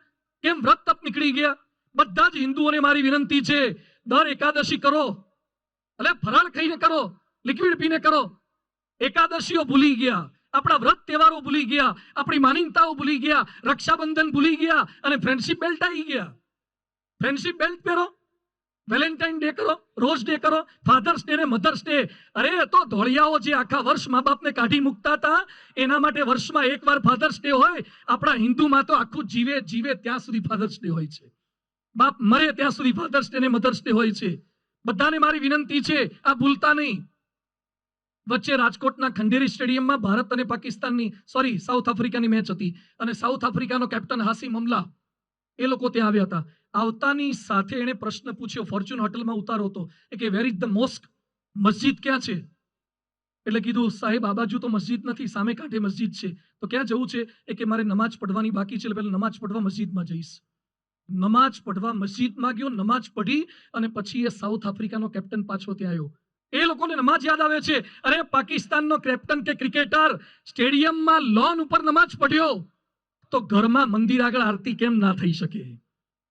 જેટલા હિન્દુ બેઠા છે બધાને મારી વિનંતી છે, દિવસમાં ઓછામાં ઓછી એક સમય આરતી તો કરો. મંદિરે દર્શને તો જાઓ, અરે માતાજીમાં જાઓ, જે તમને ગમે ત્યાં જાઓ, ભવ્યાતિ ભવ્ય મંદિર અહીંયા થશે, તો મંદિરે દર્શને જઈએ, થોડોક સમય આપણે કાઢવાનો છે. તો આજે જેટલા બેઠા છે, લેટ્સ ગો વિથ ડિસિઝન, કંઈક સંકલ્પ કરીને ઊભા થવાનું છે. કોઈ મોડી વાતો નથી, કોઈ તમને ગેરમાર્ગે દોરવાની વાતો નથી. અરે પ્રમુખ સ્વામી મહારાજનો શતાબ્દી મહોત્સવ આવી રહ્યો છે. જો આપણે સાચા હિન્દુ હોઈએ, જો ભારતીય હોઈએ, અને આખા વિશ્વમાં ભારતવાસીનું નામ રોશન કર્યું છે એ પ્રમુખ સ્વામી મહારાજે કર્યું છે. 55 દેશમાં 1300 મંદિરો અને આવા 1200 સંતો ઉભા કર્યા. આવી સામાજિક સેવા, ઉત્સવો એવા કરી દીધા, સંસ્કાર એવા આપ્યા, સંત પરંપરા એવી જીવંત રાખી, પૂજ્ય ભદ્રેશ સ્વામી દ્વારા ભાષ્યો એવા રચાઈ દીધા. સારંગપુરમાં સંસ્કૃત વિદ્યાલય શરૂ કર્યું છે અને આવનારા દિવસોની અંદર સંસ્કૃત યુનિવર્સિટીની સ્થાપના BAPS સંસ્થા કરવાની છે. સંસ્કૃત યુનિવર્સિટી મહાન સ્વામી મહારાજનો સંકલ્પ છે. જેણે ભાષાને જીવંત રાખી, જેણે સંસ્કારોને જીવંત રાખ્યા, યુવા તાલીમ કેન્દ્ર દ્વારા ચાલો આદર્શ બની અભિયાન. ઘેર ઘેર બાળકોને મા બાપ સંસ્કાર નથી આપી શકતા, એવા સમયે સ્કૂલમાં બાળકોને સંસ્કાર આપવા માટે અત્યારે લાખો બાળકો ચાલો આદર્શ બની અભિયાનની CD DVD જોવે છે. ₹1 ચાર્જ પણ BAPS સંસ્થા એક સ્કૂલ પાસેથી લેતી નથી. અને કોલેજના છાત્રો માટે શરૂ કર્યું છે IPDC, integrated personality development course. આ સ્ટાર્ટ કર્યો છે. અમારે પોતાનો એક છોકરો એ નથી, છતાં પણ સમાજના છોકરાઓની ચિંતા સંતો કરી રહ્યા છે. એ છોકરાઓ સંસ્કારી થાય. વ્યસન મુક્તિ અભિયાન હોય કે કોઈ પણ કાર્ય હોય, બધાની અંદર સતત આગળ વધી રહ્યા છે. હમણાં બાળકોએ જે વ્યસન મુક્તિ કેમ્પેન કર્યું, તો આજે જેટલા બેઠા છીએ એ બધાએ પણ સંકલ્પ કરવાનો છે, મારું કામ શ્રેષ્ઠ કામ, મારું કામ પ્રમાણિક કામ, મારું જીવન પવિત્ર જીવન, મારું જીવન પોઝિટિવ જીવન, મારો પ્રેમ દેશ પ્રેમ, મારો દેશ સંપીલો દેશ, મારું જીવન પરોપકારી જીવન, મારું જીવન પારમાર્થિક જીવન. અને ક્યાંક ક્યાંક જે કુરિવાજો છે આ બનાસકાંઠામાં, આમ તો ક્યાંક ક્યાંક બધા સુધરી ગયા છે, પણ હજી નાના મોટા દહેજના રિવાજો છે, તમારે ચાલે છે. બધાને વિનંતી છે કે દીકરીઓ લેતી વખતે દેવાનું જો હજી હોય ને તો થોડું કાઢો, પૈસા લેવાનું કાઢો, દહેજનો કુરિવાજ કાઢો. દીકરીઓને ઓછી ના માનો, એને પણ ભણાવો. જેટલું દીકરાને ભણાવો એટલું દીકરીઓને ભણાવો, બંનેને સમાન રીતે ભણાવો.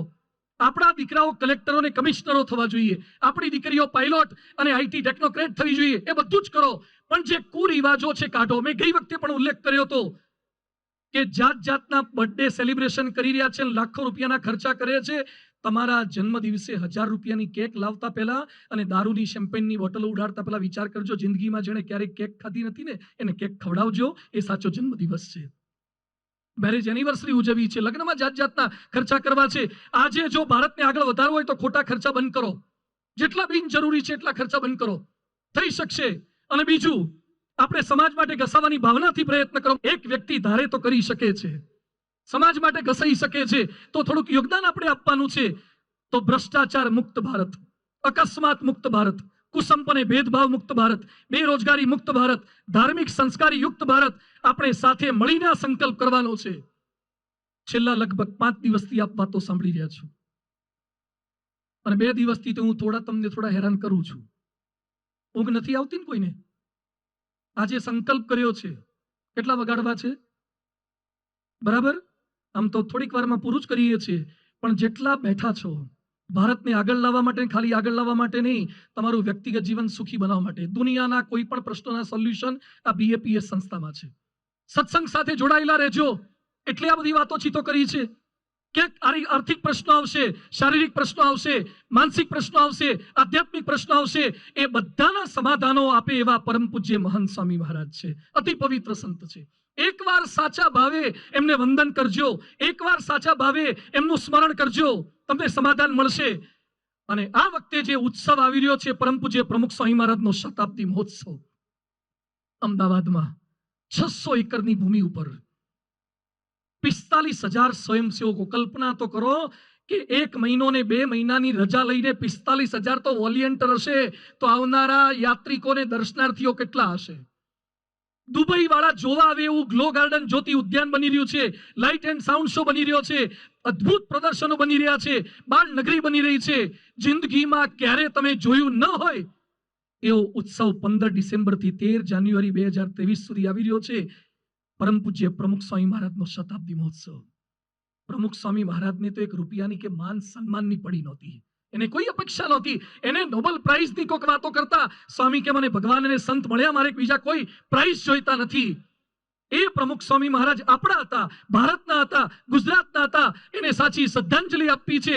એટલે અહીંયા બેઠેલા બધાને મારી વિનંતી છે કે એ ઉત્સવમાં સપરિવાર બધાએ લાભ લેવો છે. એ સંકલ્પ કરીને આજે ઊભા થવાનું છે.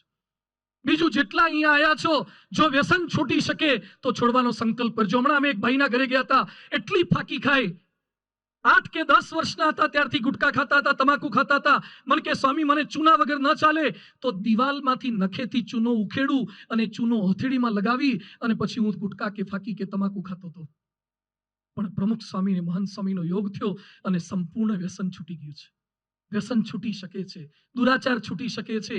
ભારતને મહાન બનાવવા માટે અમે સંતો પ્રયત્ન કરી રહ્યા છીએ, કાર્યકર્તાઓ પ્રયત્ન કરી રહ્યા છે. આપ સૌ કોઈના સાથ અને સહકારની અપેક્ષા છે. અમે લોકો થોડાક વર્ષ પહેલા પંજાબ ગયા હતા, જલંધર ગયા હતા, અને જલંધરની અંદર અમૃતસર ને બધું જોયું. અમે લોકોએ દર્શન કર્યા બધા. પછી એક ભાઈના ત્યાં, હિન્દી ભાષીના ત્યાં અમારો સંતોનો ઉતારો હતો, કારણ કે આપણા મંદિર તો મોટું નહોતું. એટલે એક જગ્યાએ એમને 5 સંતોને રાખ્યા હતા. આખો દિવસ અમે સુવર્ણ મંદિર જોઈ, આગલા દિવસે ત્યાં હતા, અમારા કપડા ત્યાં હતા. રાત્રે અમે 11:30 વાગે હિન્દી ભાષી પરિવારના ઘર આગળ આવ્યા. દરવાજો ખખડાયો, બહારથી દરવાજો બંધ હતો, અંદર તો જવાય એવું હતું નહીં.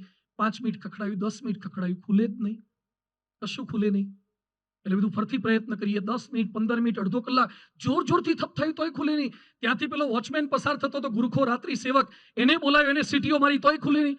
દુહારા આટલા બધા ગુજરી ગયા શું આખું ઘર? ડોરબેલ અમે મારીએ, ડોરબેલ વાગે, ડોરબેલ અમને સંભળાય, હા ડોરબેલ અમને સંભળાય, પેલા લોકો જાગે જ નહીં. 1.5 કલાક ખખડાયું. રાત્રે શિયાળાનો સમય, અમારે જવું ક્યાં? 12:30 વાગે અમે બહાર બેઠા રાહ જોઈને, કારણ કે અમારી પૂજા ત્યાં, કપડા ત્યાં, જવું ક્યાં? છેલ્લે અમે 5 સંતો હિંમત કરીને કૂદી અને ભાઈના ઘરની અંદર, દરવાજાની અંદર ગયા. મેઇન જે ઘરનો દરવાજો હતો લાકડાનો, લોખંડનો, તો કૂદી ગયા. પછી અંદર ગયા અને ત્યાં જોરથી ખખડાયું. 10-15 મિનિટ સુધી 5 સંતો એક સાથે. અને ત્યાં ઘરમાં થોડી હળવળ સંભળાઈ. પછી અમને જીવ આવ્યો અને પેલા હિન્દી ભાષી બહાર આવ્યા. 1 કલાકે હા બહાર આવ્યા. અમે 11:30 થી 12:30, 1 સુધી ખખડાયું તો અવાજ કર્યો હતો. અને 12:30, 1 કે બહાર આવ્યા. ને બહાર આવીને અમને જોયો, ઓહો સ્વામીજી પધારો પધારો, કબ આયે તો 11:30 થાય. 11:30 ના અહીંયા ઉભા છીએ, ફિલ્ડિંગ ભરીએ છીએ. પછી પાછા શું બોલ્યા કે સ્વામીજી જરા સી ઘંટી તો બજાની ચાહીએ ના. ઘંટી તો બજાની, ઘંટી નહીં, હારા તોપ મૂકવાની જ બાકી હતી. હવે તો ઘંટી હું બજાવવાની, તોપથી ઉડાડવાનું જ બાકી હતું. ઘંટી તો બજાની ચાહીએ. એમ એવી ઘોર નિંદ્રામાં સૂતા હોય છે, ઘંટી સંભળાતી નથી. એમ 5 દિવસ સુધી અમે 2 સંતોએ ઘંટી વગાડી નથી, તોપ મૂકવાની જ બાકી રાખી છે. હવે પાલનપુર વાળા કોઈ કહેતા નહીં કે ઘંટી તો બજાની ચાહીએ ના. સંસ્કારની વાત કરવી જોઈએ, વ્યસન મુક્તિની વાત કરવી જોઈએ, સદાચારની વાત કરવી જોઈએ, પારિવારિક એકતાની વાત કરવી જોઈએ. શક્ય છે. બધા જ જો સંકલ્પ કરીએ તો, આપણે બધા જો સંપીને પ્રયત્ન કરીએ, આપણો પરિવાર આદર્શ પરિવાર બને. અમે પ્રાર્થના કરીએ છીએ, જે ભણે છે દીકરા દીકરી સારામાં સારું ભણે, જેનું ગોઠવવાનું બાકી સરખું ગોઠવાઈ જાય, જેનું બોર્ડર લાઈન પર છે પાછું ચોંટી જાય, જેને ફેવિકોલ થી કઈ તકલીફ થઈ છે બધું હરખું થઈ જાય. અને સંપીને આગળ વધીએ, શ્રેષ્ઠ પરિવાર બને અને ભારતને મહાન રાષ્ટ્ર બનાવવું છે. જેટલા ભારતવાસી છે ને ભારતને એક દિશાની અંદર દોરી જવા માંગતા હોય, મારે ઘેર ઘેર દીપ પ્રગટાવવા છે. ભારતના પ્રત્યેક ભારતીય જો સંકલ્પ કરે તો ચોક્કસ આપણે આ કાર્ય કરી શકીએ છીએ અને ચોક્કસ થઈ જ શકે. આપણે બધા જ સાથે મળી એક થઈ શ્રેષ્ઠ ભારત, એક ભારત એનું નિર્માણ કરી શકીએ. અને આવનારા વર્ષોની અંદર આખા વિશ્વમાં હિન્દુત્વનો અને ભારત દેશનો જય જયકાર કરી શકીએ. જમણો હાથ ઊંચો કરી અને જય બોલાવી છે મારે છેલ્લે. બધા જમણો હાથ ઊંચો કરી દો પોતાનો. ભારત માતા કી, ભારત માતા કી જય, ભારત માતા કી જય, વંદે માતરમ, વંદે માતરમ. પ્રમુખ સ્વામી મહારાજની જય, મહાન સ્વામી મહારાજની જય, પ્રમુખ સ્વામી મહારાજ શતાબ્દી મહોત્સવની જય, પ્રમુખ સ્વામી મહારાજ શતાબ્દી મહોત્સવની જય. ખૂબ ખૂબ આભાર. જય સ્વામિનારાયણ.